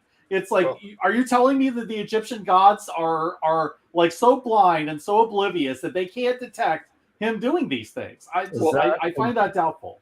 I feel Amit's power. Did she escape? But see, that is the heart of my point, that you have the nerve to be upset with Khonshu just because you don't like him, but you don't know who this Hero guy is.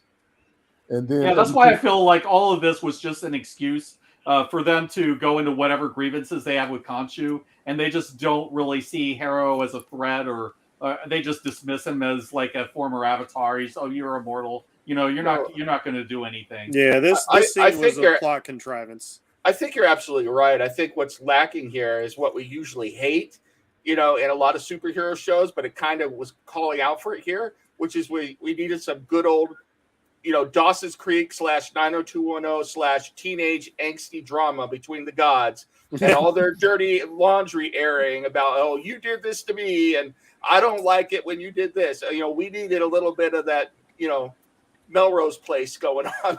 You know, really is passively aggressively behind the scenes. I mean, you know, all their actions, you know, seem to indicate this. Yeah, because then we could have gotten some personality out of the gods as well.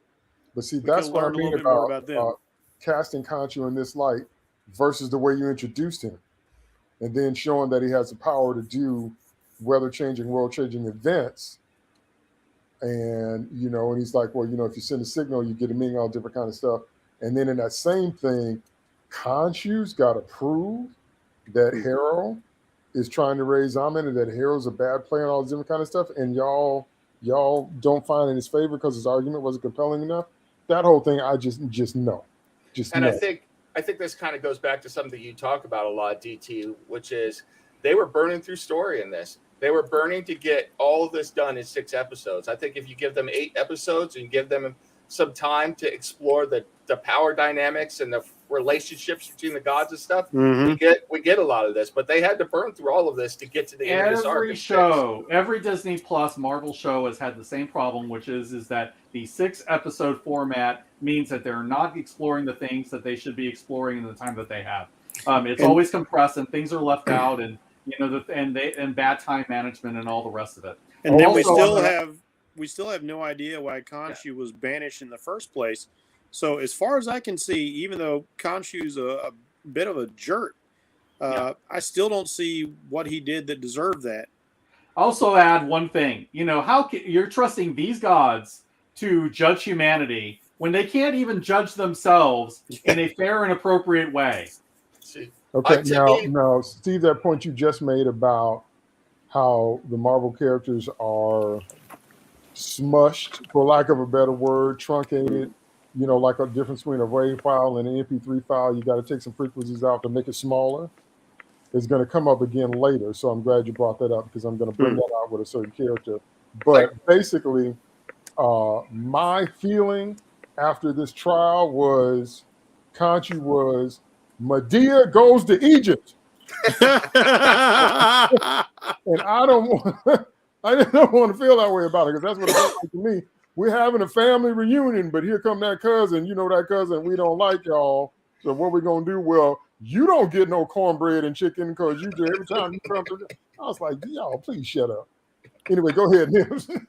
No, just we're for the rest of this episode, and then 3 that are going to come after it. The one thing I'm going to say is, and my son and I kind of had this discussion after we finished Moon Knight, is that one of the great things about the first 10 years of the MCU is that everything was interconnected one way or the other, either right out in front or in the background. How great would it have been if we could just see a little bit of interconnectivity, like right now, all of what's left of the Asgardian gods are on Earth, and somebody pops their head up and going, "What's this now? What's going on?" Some Asgardian shows up in the middle of Egypt to find out what the heck is going on and who's messing with their realm. Something. They said that they were going to bring in Gore from Love and Thunder, and then they cut it out. So there were plans. Or even like some mention is like, oh, the sky spinning. Does this have something to do with Asgard, or maybe it's those Eternal guys I heard about? Something to connect it, because that's why I say Moon Knight doesn't feel like it's connected to the MCU. Yeah. Well, and it's not, but I actually like that. Yeah, but at this point, really, and this is getting off on a tangent, so I don't want to go depth of it. But at this point, since Endgame, has anything connected and given us a throughput and shown us any plan? Any overarching? No, not any plan. Aside from making Wanda an out-and-out villain, I can't think of anything. Yeah, it's beginning to. Okay, we don't have to wait on that one on Multiverse of Madness, because that's definitely 2-hour discussion right there. Okay, so let's it's beginning to feel like Disney Star Wars. Like, no plan. Let's just throw cool stuff out there. Yeah. Okay, so let's finish this one up. Move forward. So, because that whole scene kind of proved Harold's point, Medea comes to Egypt. So anyway, Mark and them try to find, they're like, well, we got to do something else here. And again, I love the way the actors portray the relationship of Mark and Layla. Real chemistry, but like I said before, when you break up with someone and it wasn't because you stopped loving them, you break up with them because something wasn't working or something didn't work out. There was maybe an external event, or maybe your honesty and communication only went so far, because most people can't be in an intimate relationship and have what they perceive to be limited communication. That's very human and that's very understandable. And that is the way these two come across. And Layla says it in the scene as they're traveling, like, why didn't you tell me about you? Why didn't you tell me about Stephen? And then she grabs his hands and said, we could have dealt with it together. Y'all don't get to see me kiss my wife goodbye, by the way. So. Okay.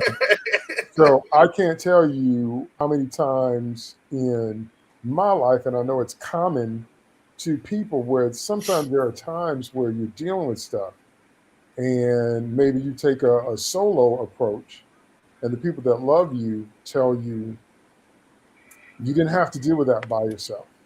I've been on both sides of that. I've been on situations where people that I have loved reveal some stuff, and I was like, you've been carrying that all this time? You didn't have to. And so that's basically what she says to him, that now that I see, because I knew about the Moon Knight suit, and I knew somewhat about Khonshu, and I knew this, but I did not know you were dealing with a fractured personality, and you have a whole nother brother in there, and I kind of like him too, but you should have told me. Because when you're having arguments in your head, you can't ever be focused. Just a side note on that, one of the things that rang so true for me on that was the comment about, what is it called? I forget, making that sound, that Egyptian sound, and it took them back to their wedding. Oh, the la la la la la la. Yeah. Just that little comment rang so true. Yeah. Yes, it did. Yes, it did. The sense memories are strong. Yeah. Okay, now, so we move on to this next scene. There's actually a lot in this next scene.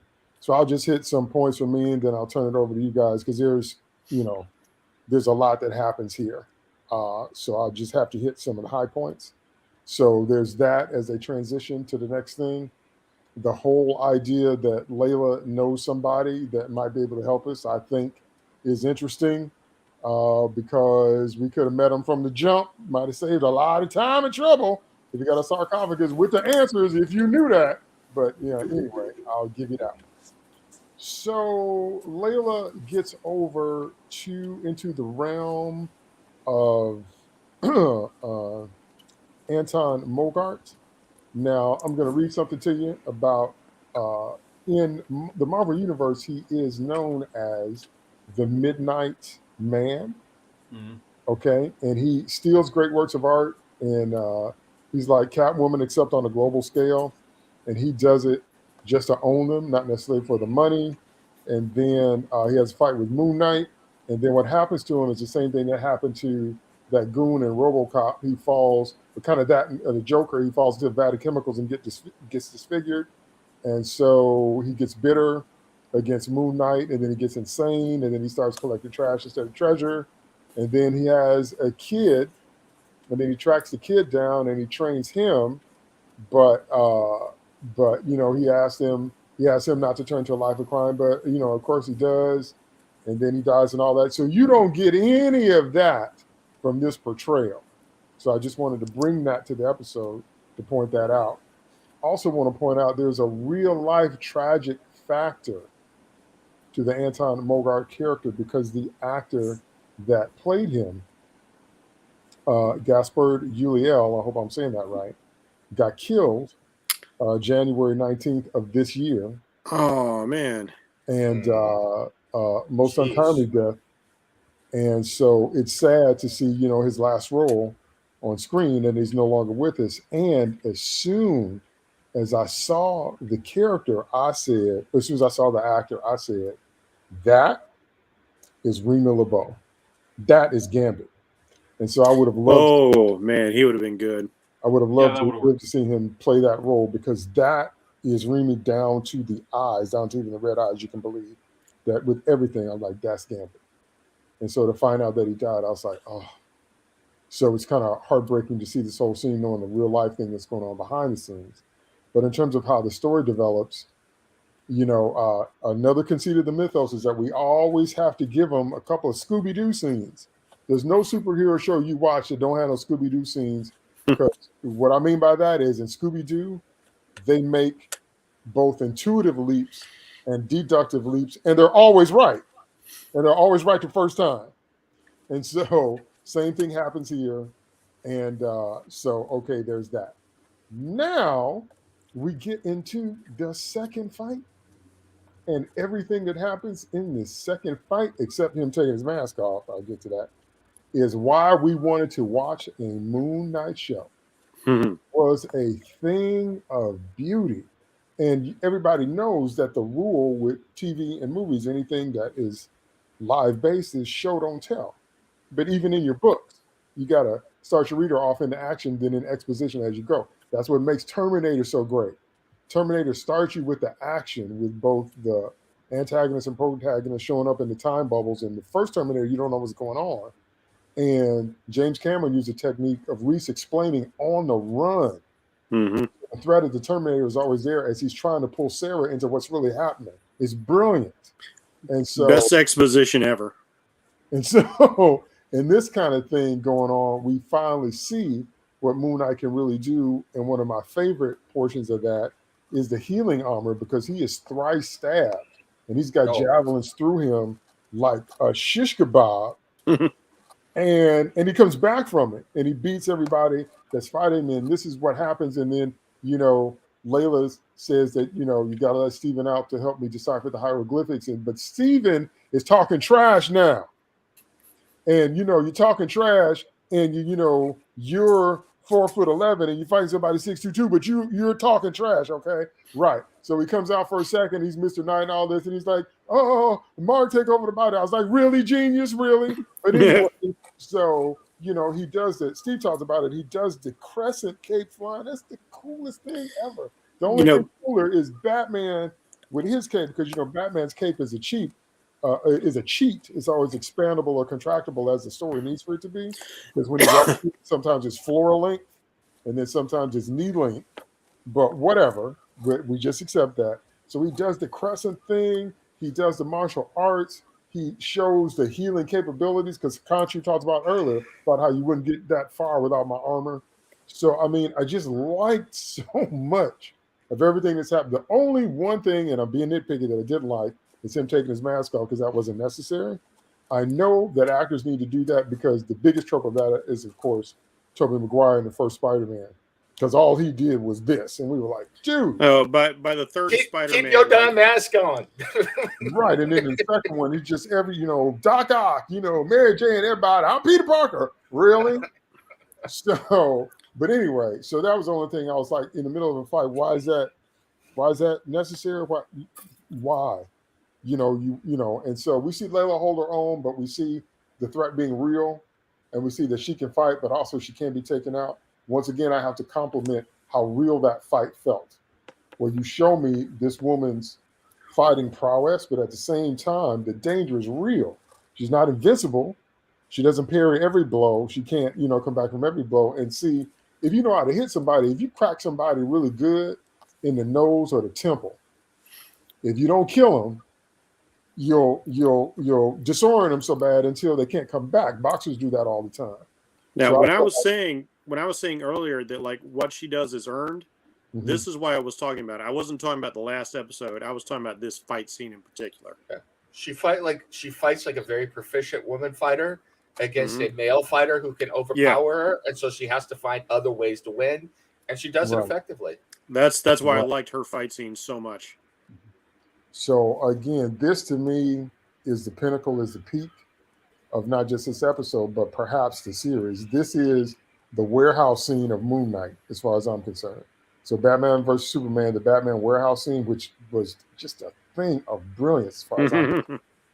Because we've never gotten a live action Batman that acted like Batman, or we got to see it because Christian Bale's Batman did all that stuff and we didn't see it. We just saw the bodies of the assailants after he got through. I was like, no, who wants to see Batman fight? So this is the warehouse scene of the whole Moon Knight, everything as far as I'm concerned. And I loved it. I loved every part except the mask living up, but whatever. I love that once again the stakes were real.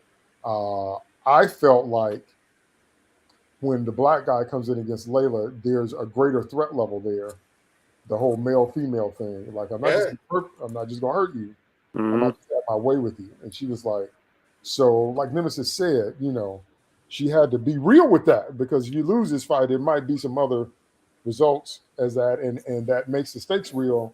And so when Mark sees what's happening, and they do the javelin thing where, Anton is racing toward him and Mark is racing towards Layla and grabs her at the last minute, all this different kind of stuff. That felt real. That wasn't damsel in distress. That wasn't a girl on the train tracks. That was someone who, needed it in that moment, even though we could see that they could fight as well. So like I said, this whole scene is like the pinnacle for me of everything in the whole series, really, and definitely the definitive, if you want to watch Moon Knight fight, this was it. So I can't give enough kudos to this scene. All right, so that's a lot of stuff. So let me hear what you guys think, starting with Steve. Yeah, I have to say that the last third, maybe 15 minutes, really were the best parts of the episode for me. And it is very much the warehouse scene of Moon Knight, and for a number of reasons. And it's the way that he's fighting, but it's also he's using his weapons. He's using his weapons intelligently. You get the crescent cape and that whole thing, which is just awesome. You see him throwing the crescent darts at people. You see the healing armor working, which I really, having thought about it, it's like, okay, this is an addition, but I kind of really get that whole idea because, what's Moon Knight's whole thing? I mean, the fact that he came back from the dead. So it's like, okay, so maybe the armor is what is has been keeping him alive in situations where, he was presumed dead. And I can buy that. I can buy that whole idea. And it gives something to set it apart too. So here you have him like doing Wolverine stuff because of the armor, where he's like getting spears like lodged straight into his chest and things like that. And he's just like pulling them out after a while. But it feels very visceral. It feels very physical. Just every woman in there is good. I thought that Layla, I agree, Layla held her own very well. I like her trying to be creative like she's throwing glass at people. She's using improvised weapons. She's using leverage. These kinds of things. Her knowledge of martial arts, and you feel like she and Mark have been working together a long time, fighting in battles like this. Like this feels very typical for the kind of fights that they do, and I really, really like all of those aspects together. My only problem was, okay, why did we have that stupid moment in the middle with Stephen Grant taking over the body for a second and doing the little woo woo woo comedic routine with Mr. Knight? It's just like, no, that is like the worst time for you to shut up, for you to show up. Shut up and get back in your hole and let Mark do, what we've been wanting him to do for ages, which is like cut loose at these guys. And yeah, Midnight as a character, yeah, he can be quite interesting in the comics. I do remember the Sun in a Spider-Man crossover, and he's basically, if you consider that character to be essentially the Jason Todd of Moon Knight, you would not be far off, and I kind of like that dynamic. I hope we see the Sun one day, at the very least. But the Gaspar Ulliel character was very good. I really do think it's a shame that he passed, because he clearly did a good job in this role, and I think he would have been up for great things had he had more time. Gambit would certainly have worked, but unfortunately we really don't get that. But in the time that we see him, man, what a way to go out. If this is his last performance, I mean, it's a really, really good one. He's convincing as this, shady shady arts dealer. I feel like the whole dynamic he had with Layla was interesting. Clearly, they had some dealings in the past, and they haven't always been good. And I kind of now want to see like the story of how that happened. All the things that they subtly set up, with Layla and are always very, very interesting. And I also really like the whole ride on the boat when we actually get to see a little bit of how Mark and Layla are. And I like how awkward they are together. You can definitely tell that there are feelings there, but she doesn't trust him, and for good reason, because we know that he's keeping secrets from her. Already we know that he doesn't want to tell her why he left her. All of this is kind of putting a wall, because she can't trust him, because this is a guy who might come and run any minute. And in addition, that we're talking about a guy who's mentally unstable with a second personality that can jump in at any moment.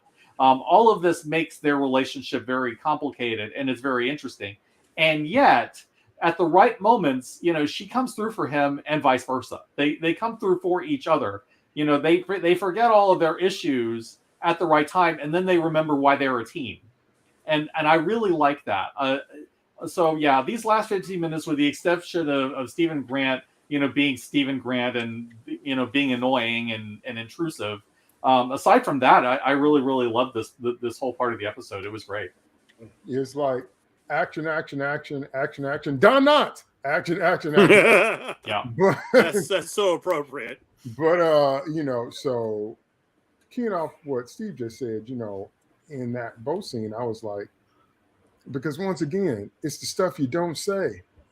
It's not the stuff you say verbally. It's the stuff you don't say. What Layla said with her eyes and her hands was, we were a team, and we were a good team, and you broke the team, and you still haven't told me why. So beautiful setup. Okay, Nims, again, a lot. We're talking about Midnight Man. We're talking about the death of the actor. We're talking about, Marvel heroes being smushed, like Steve said.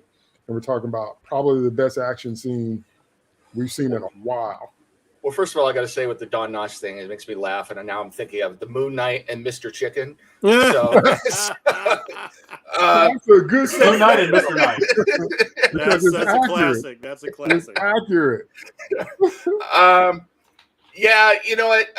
You guys have hit a lot on this. The actual fight scenes, straight out of the comics, absolutely wonderful. And to me, my favorite part of that, because I'm going to get into what was not favorite, and I don't have a rant about it, but it's almost a rant.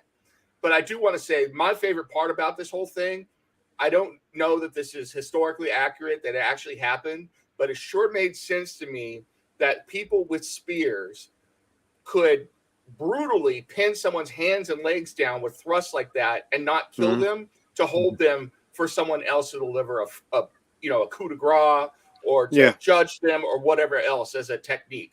That was brutal. It was wonderful. And then to see how Midnight got out of that using supernatural powers was amazing. Loved that. Loved the whole thing. To me, Arkham Knight, Batman from Arkham Knight, suddenly morphed into here and was like, oh, I can let loose and put on the Moon Knight costume and just started killing all the people he wanted to kill in the Arkham Knight games. So, but, I joke. This is Moon Knight. This is pure Moon Knight action straight out of the comic book, right off the page. Absolutely incredible. I agree with 100%, 150% of what you said about this being the equal to the Batman warehouse scene. Absolutely. That said, I can't agree with Steve's and DT that this is the best 15 minutes, because as good as that action is, there's so much that just doesn't make sense to me here. It's like, first of all, the fact that these two sarcophaguses are laying out in the open under these lit up pyramids, it's just like, it just is real weird. subtle and low key thief there. Yeah, I mean, that's weird in of itself, but it's like, okay, well, that's a set design issue, whatever. Then the guy agrees to let them go in there and see it, but then all of a sudden has a problem because it's Mark going in here. It's like, it just feels forced. It feels rushed. I mean, he was a little smarmy and scummy about wanting to like have the sexual tension with Layla, but still, it was just a weird scene. But the part that really took me out of it is you get this feeling that he's upset that Mark and Layla are going to do something to his prized possessions here, that he's going to ruin them, or they're going to find out a secret or something. So along comes Harrow, right? And he goes, oh, here's another bidder. He's going to listen to Harrow. Okay, I get that. The guy's, he's not got loyalty to anybody. And Harrow's like, do you want to see the real power here? And he conjures up the magic power. And what does Harrow do? He destroys the evidence. He destroys the guy's sarcophagus. And what does the arms dealer do? He attacks Layla and Spectre. You'd think his guys would all attack Harrow and his men for just blowing up this art stuff. So to me, that. And where are the gods when Harrow is doing this? I mean, wouldn't they be able to detect that? Yeah. So to me, that took that from a storytelling perspective, not from a visual perspective, not from an action perspective, not from my overall enjoyment of the episode and the scene. But when I start breaking down motivations of characters and stuff like that, it just took me out of it, because now I'm like, all right, well, why are these two groups attacking each other? And Harrow just kind of slips away into the night, twirling his mustache to go back and dig up Ahmed again. Didn't make sense to me, So that's kind of where I was. But yeah, I absolutely agree with the visuals are absolutely wonderful. Moon Knight and Mr. Chicken, agree with your comments on there as well. And yeah, I mean, and how deadly Mark Spector was here. Yeah. And the only thing I will say is that we will get into Mr. Lockley. Did I say that name? Another time, but they've kind of reversed the roles here as far as my understanding of Moon Knight goes, because they've made Mark Spector the less deadly of the two options that aren't named Stephen Grant, which is not my understanding of the character. But yeah, now, when we agreed. And we're going to explore that more fully, because this Stephen Grant is actually not Stephen Grant. He's done out Stephen Grant. Yeah. But two more things before I throw it to Bracy. First thing is, I forgot to mention that this is yet another one of my most hated tropes, and that is omnipresent villain. Have you noticed that Harrow is always everywhere? Have you ever noticed that no matter where he's going or what he's running from or who's chasing him or who don't know, or I wish you could live to see the world we're going to build, but no Skittles for you because, oh, I'm sorry, you're going to die. Yeah. It doesn't matter what the situation is. Harrow's always there. And I'm like, and the last time I looked at my Google Maps, Egypt is a lot bigger place than it appears, because people are just popping up right, left, and center all over Egypt. Harrow knows everything that's going on, and the gods are completely blind. That's nonsense. See that right there, what Steve said, and I'm like, no, I'm the present villain. And yet every time somebody turns around, now if you want to do it well, two examples of doing it well. The way to write a good villain is you feel the villain on screen even when they're not there. That works in the first Terminator. It works in T2 as well with the T-1000. And it also works in Empire Strikes Back because Vader and Luke are only in the same space at the beginning and end of the movies. But you feel Vader all throughout the film as he's chasing both the Millennium Falcon and Luke. That's the way you write a villain with presence that's even on the screen, even when you don't see them. But with Harrow, it doesn't matter what's happening. Somehow he's there, and somehow he can take his magic cane, and then, like Nim says, then he just teleports, and he's out. And I'm like, I don't like omnipresent villains, and I don't like omnipotent villains. Yeah. Okay. And the second thing for our third brace is this right here. What do you call Moon Knight's projectile weapons? I got a lot of answers on Twitter. I call them crescent batarangs or crescent rangs. Crescent rangs. Or something else. What do you guys call them? When you see them, what do you think? I just call them crescents. That's all I say. You know? I just refer them to as crescents or crescent arcs. Yeah. Crescent rangs, I get it. I get where it comes from. It just doesn't come across off the tongue very well for me. I hold my middle finger up in the air and I call them croissants. So, you know. All right, French. That's the French version, yeah. Yeah, no, I know crescent rangs doesn't roll off the tongue in crescent arts in the comics and all that. Somebody on Twitter called them lunar rangs. I like that. Somebody called them moonarangs, you know, all that different kind of stuff. I like lunarangs. I like lunarangs, yeah. Yeah. I was thinking maybe moon wings, but that's the name of his plane, so no. Well, I just love him. I love where they are in his costume. I love the way he reaches up and get them, but he does several Batman-y things in the fight. He throws 6 of them at once, but he aims them all at the opponents. So he takes them out. So it's not just a straight shot. It's 6 at once at the precise angles and trajectory to take 6 people out at once. And that's very much a Batman move. I like that. And he also does a Batman thing of one of the things that happens in the Dean Tim verse with Batman is that Batman makes these super leaps and he hangs in the air, kind of like Michael Jordan. And while he's in the air, he's able to either get the batteries he'd had, you know, in his hands, or he's able to reach and get his grapple gun. But he can do all this stuff like Jordan would, hang in the air long enough to do what you need to do. So Moon Knight does that here. To where when he's tumbling, when he's falling, when he's recovering, when he's flipping, whatever he's doing, and he's throwing the lunar ranks at the same time. I love it. And it's more convincing because he has superpowers given to him by a god. Just an observation here real quick.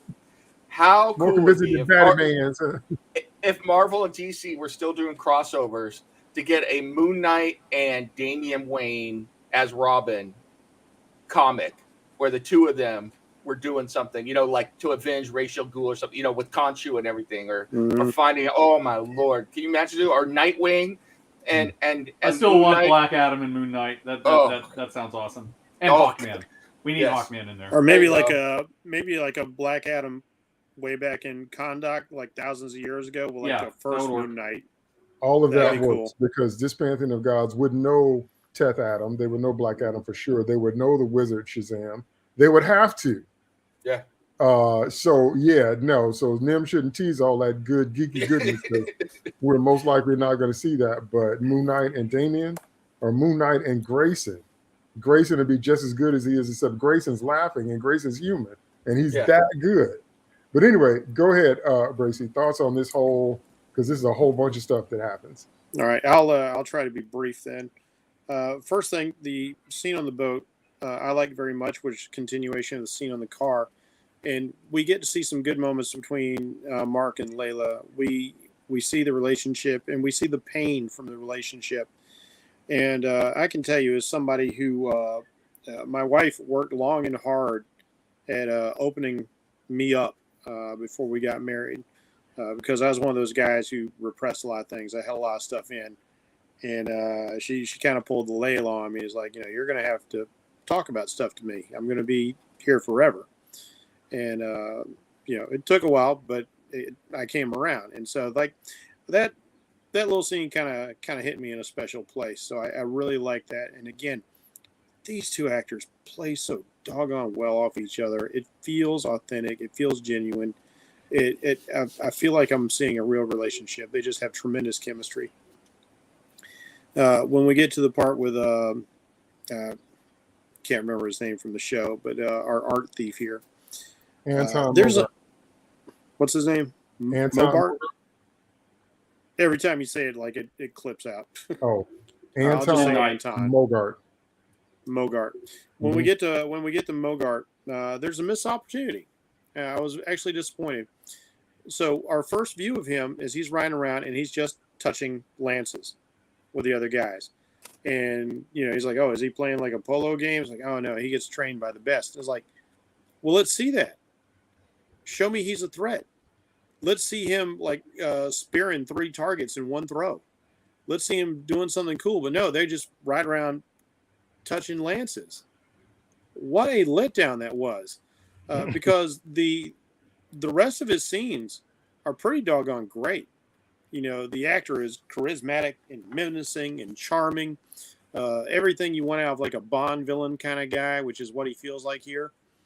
But if he's going to be a physical threat, I need to see that beforehand.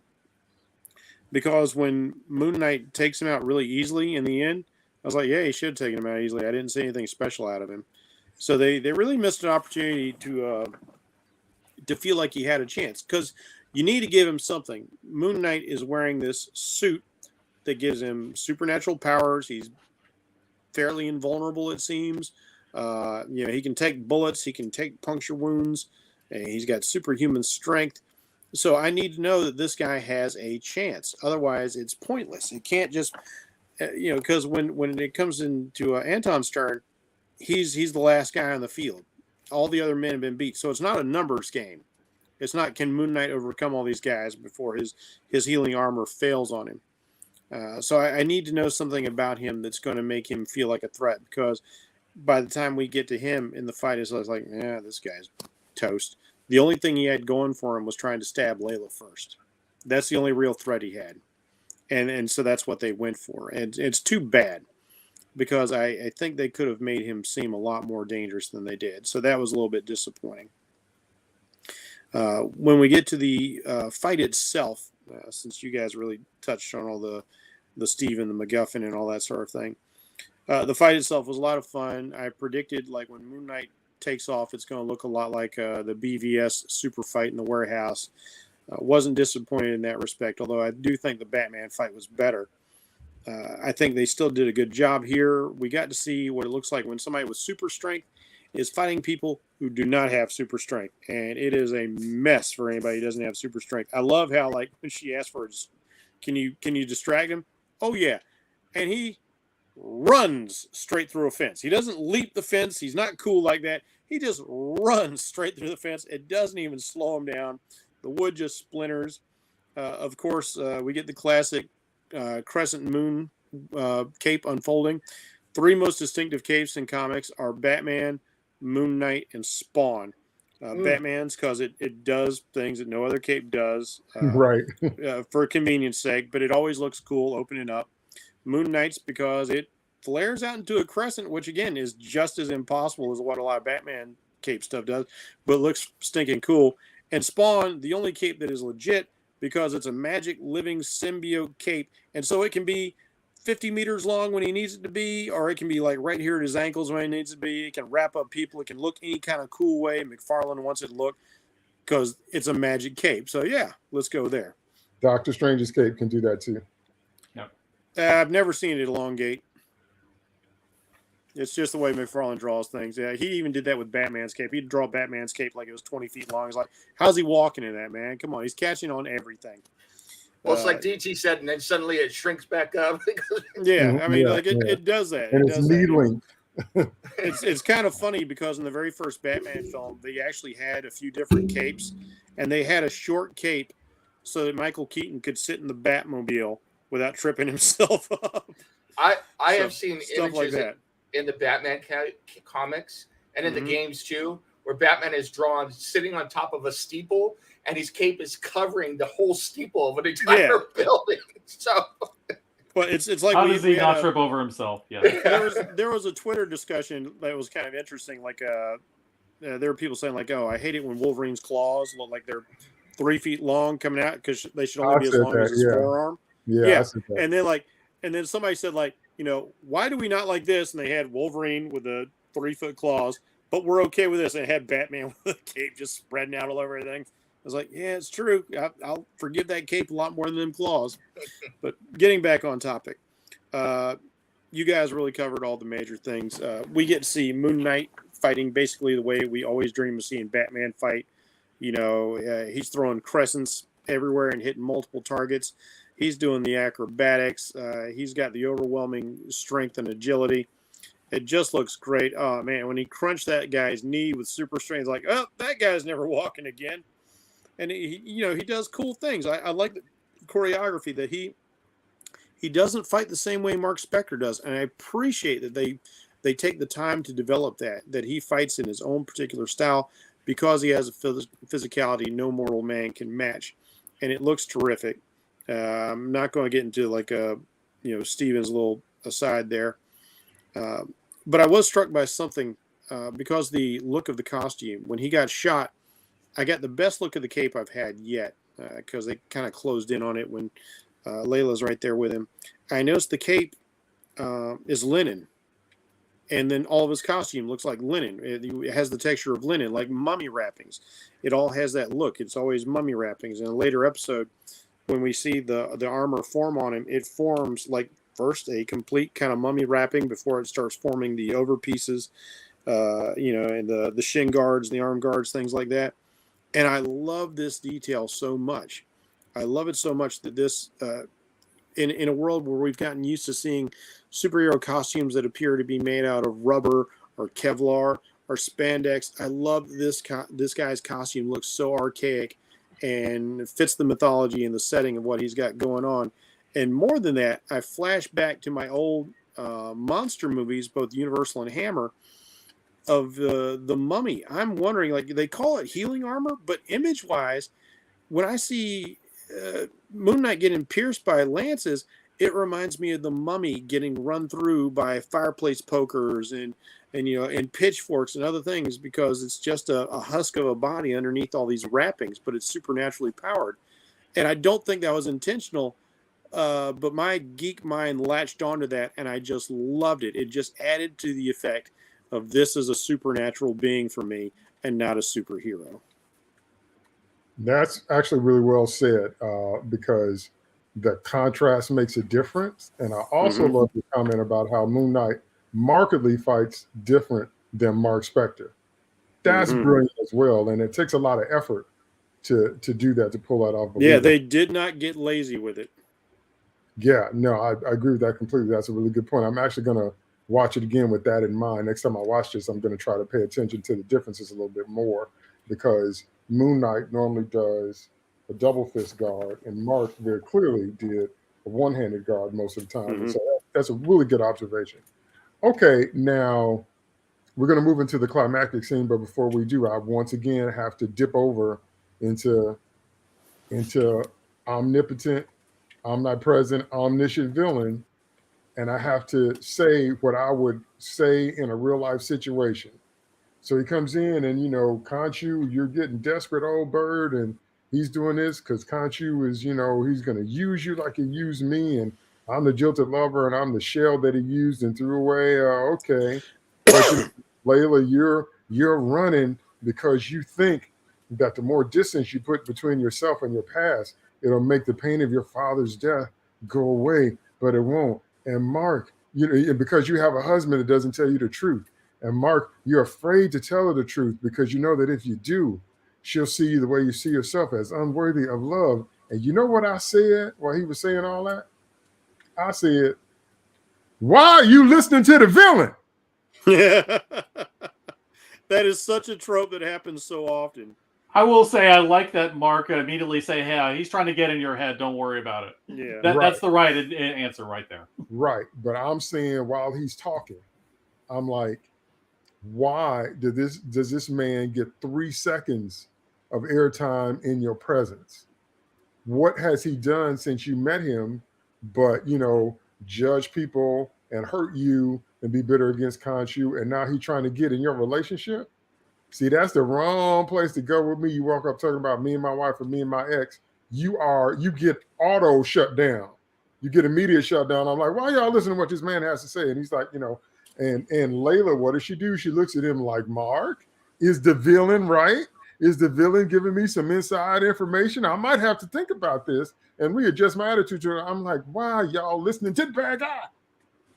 But These people need to stop letting him talk, because every time he talks, he ends up causing more problems for them. that's what I'm talking about. So I don't know why they're letting him talk. Because they had guns on them. That's why we have the block button on Twitter. Every time you show up, you got something negative to say. Boop. So anyway, so then we get into the climactic scene, which now this one, if anything took me all the way out of this episode, it was this. Because it was grandiose and unnecessary and just an excuse for Don Knotts to come back. And I'm going to say it one more time. If you got enough power to reach through time and spend time back thousands of years to get to the night sky configuration that you needed, if you can do stuff like that, don't you realize that people live for years depending on the position of the stars? So there's a lot you could do to affect human history if you can do stuff like that. And I know that, Khonshu ends up getting in prison and Harold loves it and he's a little statue and blah, blah, blah, blah, blah. And you know what I said when I saw that? How come y'all didn't make Harold a statue? So if anything would have taken me out of this episode, it was that whole, because it's so contrived. I told you, I'll take the flying scarab because we have to have at least one MacGuffin. I'll take that. But that's the beginning and the end of my MacGuffin tolerance. Okay? Because, okay, well, we had to get the map from Sarcophagus and Steven's got to read it and we can't figure out what he's doing. So we're going to have to turn time back 4,000 bumpteen of Google years to get the right configuration of the stars because there's no apps for that. So we have to do it for real.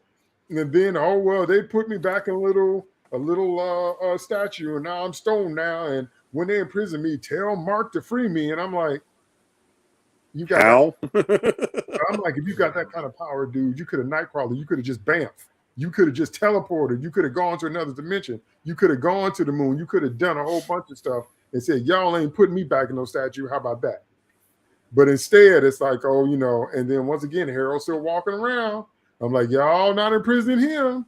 He's calling up jackals. He's draining the life out of people. He's got a worldwide network where the Egyptian guys are like, la, la, la, la, la. Y'all got any double mint? No, I got some bubble yum. No, how about that? Wait, no. Are we watching TV tonight? Order the pizza. I'm like, but y'all don't see Harold, huh? But anyway, the rest of the episode, the Mark and Layla stuff was so good, and the fight stuff was so good. By the time we got to this, literally when I did my rewatch, I skipped it because I was like, you can do it to turn back time and turn back to the night sky. There's nobody putting you in a statue. If they didn't want to find you, you would know. Like Loki was able to slip in and out of Asgard because he knew secret passages. Like he was a master of disguise. He's the trickster god of the Asgardians. So Khonshu would, you don't have to stand there and take that. And y'all let Harold run around. And I'm going to throw this little bit out. And this is not completely relevant, but it's just funny. And I want to say it. To me, it's very reminiscent of the way public school treats bullies. You know what teachers do when you're a good kid? They will ignore all the times that the bully pops you upside your head. And y'all sitting in class and you was minding your business and they popped you upside your head for 3 months. On the end of the third month, you have reached your limit and you go off. And then they'll say, David, what are you doing? I hated that so much. That's why I'm a grown man with children. And that still makes me angry because it's so stupid. I've never understood. I'm not that kind of teacher where I'm sitting in the classroom and I see one student antagonizing another student, and then I punish them when they go off when they get tired of getting hit. I've never understood teacher vision, and I don't have it. And so I'm saying that to say that's why Harold makes me so angry, because I can't believe you got the juice to imprison Khonshu, and this fool run around with the purple cane from Jim and the holograms, and y'all ain't said jack to him. And so, like I said, it's just like school teacher bully stuff. They done pushed you and pushed you and pushed you and pushed you until you snap, and then they punish you. You get detention. You get called out. You're supposed to know better than that. Really? What about them 35 pops on the backside of my head? Did you miss that with your teacher vision? We're gonna call Superman with the X-ray vision. Did you see that? That's what this feels like to me. That's why I have that reaction, because it's so dumb.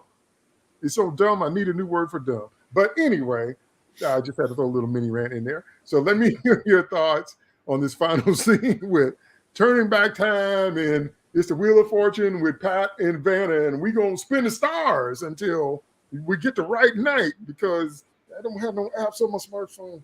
Start with Nims. Yeah, I felt a lot differently than you about this one. But first of all, because it was obvious, Khonshu said that he had to do it through an avatar. So he's not doing it himself. He has to have the avatar to do it. Now, granted, this is grandiose. And my big problem with this scene, there's a lot, and we've kind of talked about this already, where I can make the case why the gods are acting in this case and not that case, and why Harrow's getting away with it, or Yarrow. But it's not clear where his power is coming from, because where is he getting his power from? And if it doesn't fall under the purview of the gods, how has he got so much power in the first place? Right. I'm just going to put that aside for a second, all of that, and get back to my point that I kind of made earlier, which is, okay, I can explain this, and I'm fine with that. But Khonshu is turning back the moon 4,000 or 2,000 years, and it's obvious because it's happening in Cairo that this is probably happening around the entire world. People are going to be losing their collective shit. Yeah. Excuse my language. There's going to be GPSs out, tidal waves everywhere, people jumping out of buildings think it's the end times, superheroes descending on Egypt, cats and dogs living together. Mass hysteria. Yeah, mass hysteria. So that's the part that got me. It's like, okay, Khonshu, I see what you're doing, and if they had made it local, like he's like it's like almost like a hologram, but it's for that local area. He's like, oh, I'm gonna dial back the Wayback Machine. We'll look to see what's going on here. I would have got it, but it was obvious that this was him actually turning time back for the world. I mean, I'm almost imagining that it's happening through the whole solar system, that somewhere the Kree are over in Kree space going, now what the hell is going on in Earth right now? So yeah, that's the part that took me out of it. And it's like, once again, I know this is the superhero trope, but we got to accept it. But at some point, it's too much for me. I'm like, okay, you have just caused tidal waves over half the planet. You've thrown off the whole global positioning system. Airplanes are crashing. People are committing suicide. Somebody's going to show up. At least the Sorcerer Supreme, even though I don't think it should be Wong, is showing up. Somebody is showing up. So, somebody's going to be like, excuse me, Egypt, you're out of line here. I'd like to know who is turning back the moon 2,000 years. So. That's right. The Sorcerer Supreme, the Pizza Hut Supreme, everybody Supreme is coming. If the sky is spinning, The Beef Supreme. That's right. Yeah. So no, that's point well taken. But that's what I mean when I say it's just so disconnected in its scope for any type of reality that the series has shown us so far. And then nobody that's the rebel would just take their punishment like that. Loki always has a plan or a way of escape or way he's going to turn what's happening to him to his advantage. If you ever wanted a Namor cameo out of nowhere, this is it, because suddenly half his kingdom is washed up on continents everywhere, and Namor's kind of like looking up out of the top of the ocean going, what's this now? So. That's right. So, I mean, anyway, was that it, Nims? You had more to add? Yeah, I'm done. That's it. That's it. Bracy, final scene. I was actually okay with it. I'm okay with it because, unlike Nemesis, I don't think it actually affected the world. Okay. I don't either. Because if he moves the moon to create a solar eclipse, it would create tidal waves. It would create tremendous disaster. But we don't get any sense that that happens. I don't think that's just an oversight. That's too big a deal. It all feels to me very illusory in a way. It's like a look back in time without actually a trip back in time. And even though we have the physical looking component of dialing the night sky back, I don't think we're having any of the effects that we'd expect. I don't think planes are falling out of the sky. I don't think satellites are knocked out of the orbit. I don't think any of that happens because as soon as Steven can't hold it anymore, it snaps back. So it's a temporary effect. It took some effort to achieve. It was a cost on Khonshu even before he gets in prison. But it kind of falls within the purview, and it's again one of these things I'm willing to give because he's a god. It's a way of affecting the world in a pseudo illusory sort of way. It's on a grand scale, but it feels similar to some of the smaller things we've seen him do. And because this is so big, it requires a tremendous effort and his avatar to achieve. As we'll later find out when Amit makes the scene, she actually says Khonshu looks pretty wretched, and he looks like a mummy. And from what we've seen, the other gods in their full glory look pretty darn good. And Khonshu is the only one that looks like a dead falcon. So there's that going on. So it's his power feels it's grandiose to look at, but it's actually fairly ephemeral. He plays with lights, he plays with shadows, he plays with effects. So he's kind of the Michael Bay of the Egyptian gods. Like, ooh, look, magical fireworks, but it doesn't really mean anything. It's the gods get upset because, oh, you're shining a spotlight on us. It's not because it's causing earth-wide disaster. So for me, the scene was just fine. I didn't mind it. I thought it was kind of cool. And again, I am really enjoying gods who feel like actual mystical, mythological gods, even if sometimes they're a bit poorly defined. So I'm still on board. Okay, well, the eclipse was real, so you're going to show us both scenes in the same episode because we saw people reacting to the eclipse, if I remember correctly. Well, they reacted to the night sky flying backwards through time, so we see it, but that doesn't mean it had a physical effect. Okay, but again, if it's an illusion, if it's a localized illusion, that's one thing. If it's a global illusion, is everybody seeing it? Yeah, that's another thing. That's another thing we don't know for sure. We do know people in Cairo could definitely see it. We don't know about the rest of the world. Right, but it's not clear. Okay, Steve, reactions to the last scene. Yeah, I had the same reaction that Jeff had as far as that. I think it probably is illusory because otherwise you would definitely be seeing all kinds of weird physical effects happening, and it probably would be a lot more damaging. We don't see any of that, so I have to assume that it's at least more trying to show what the night sky was like without necessarily physically affecting it. That's not really my problem. My problem is, are you really telling me that an Egyptologist who brought her tablet with her does not have apps or modeling programs to calculate this without going to Khonshu to turn back the sky? I don't buy it. If it was like somebody else that wouldn't know how to do this, I might buy it. Layla is an Egyptologist. She is an expert. She is an archaeologist. She knows how this stuff works. She understands the idea of precession. Okay. In fact, as someone who likes constellations and stuff and star watching, I know for a fact that those apps exist. Those apps definitely exist. Yeah. We've seen them. We've seen them on History Channel shows. My only question would be, if she didn't have one on her iPad, could she download it out there in the desert? Yeah, no, she would have had one. She would have had one because the Egyptians definitely did a lot of work in the way that they designed their pyramids. And we see that a lot of them are kind of designed to point to the stars. So she would have been well aware that constellations and things of that would have been important. No, she would add something on her tablet. I do not buy for 1 second that a professional Egyptologist would not have this on her tablet. I don't buy that. So that's my problem. The other stuff is more like, okay, it looks cool, it's illusory, all of that. The thing is it wouldn't have been necessary because Layla should have been prepared for that and she wasn't, and I don't buy that. Okay. All Fair right. point.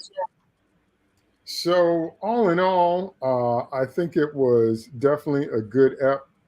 Definitely something I didn't mind watching again. Definitely something I would rewatch. We definitely see it differently on that final scene because, again, for me, it seems like there's a dipping in and out of power levels, and maybe it's not as clear as it should be. And maybe when we have to do the work of the show, sometimes that's a bridge too far for me in certain areas because I have to have some type of logical through line. And sometimes when you're calling yourself a god and you see some things but not others, and some things and not others, and the trivial things bother you, but the big large ones you're just like la la la. Yeah. So anyway, Well, that's just a me thing. I certainly hope it wasn't global, because if that was, I was seeing that in California, I'd be wondering if somebody slipped something into my drink or something. So, like I said, there's only 6 episodes of this series, and I don't know, have we gotten confirmation if there's going to be a season 2? Yes. This is all we see. Yes, there is. It's certainly set up for it. Yeah, I think there have been hints in that direction for sure. I think I saw that.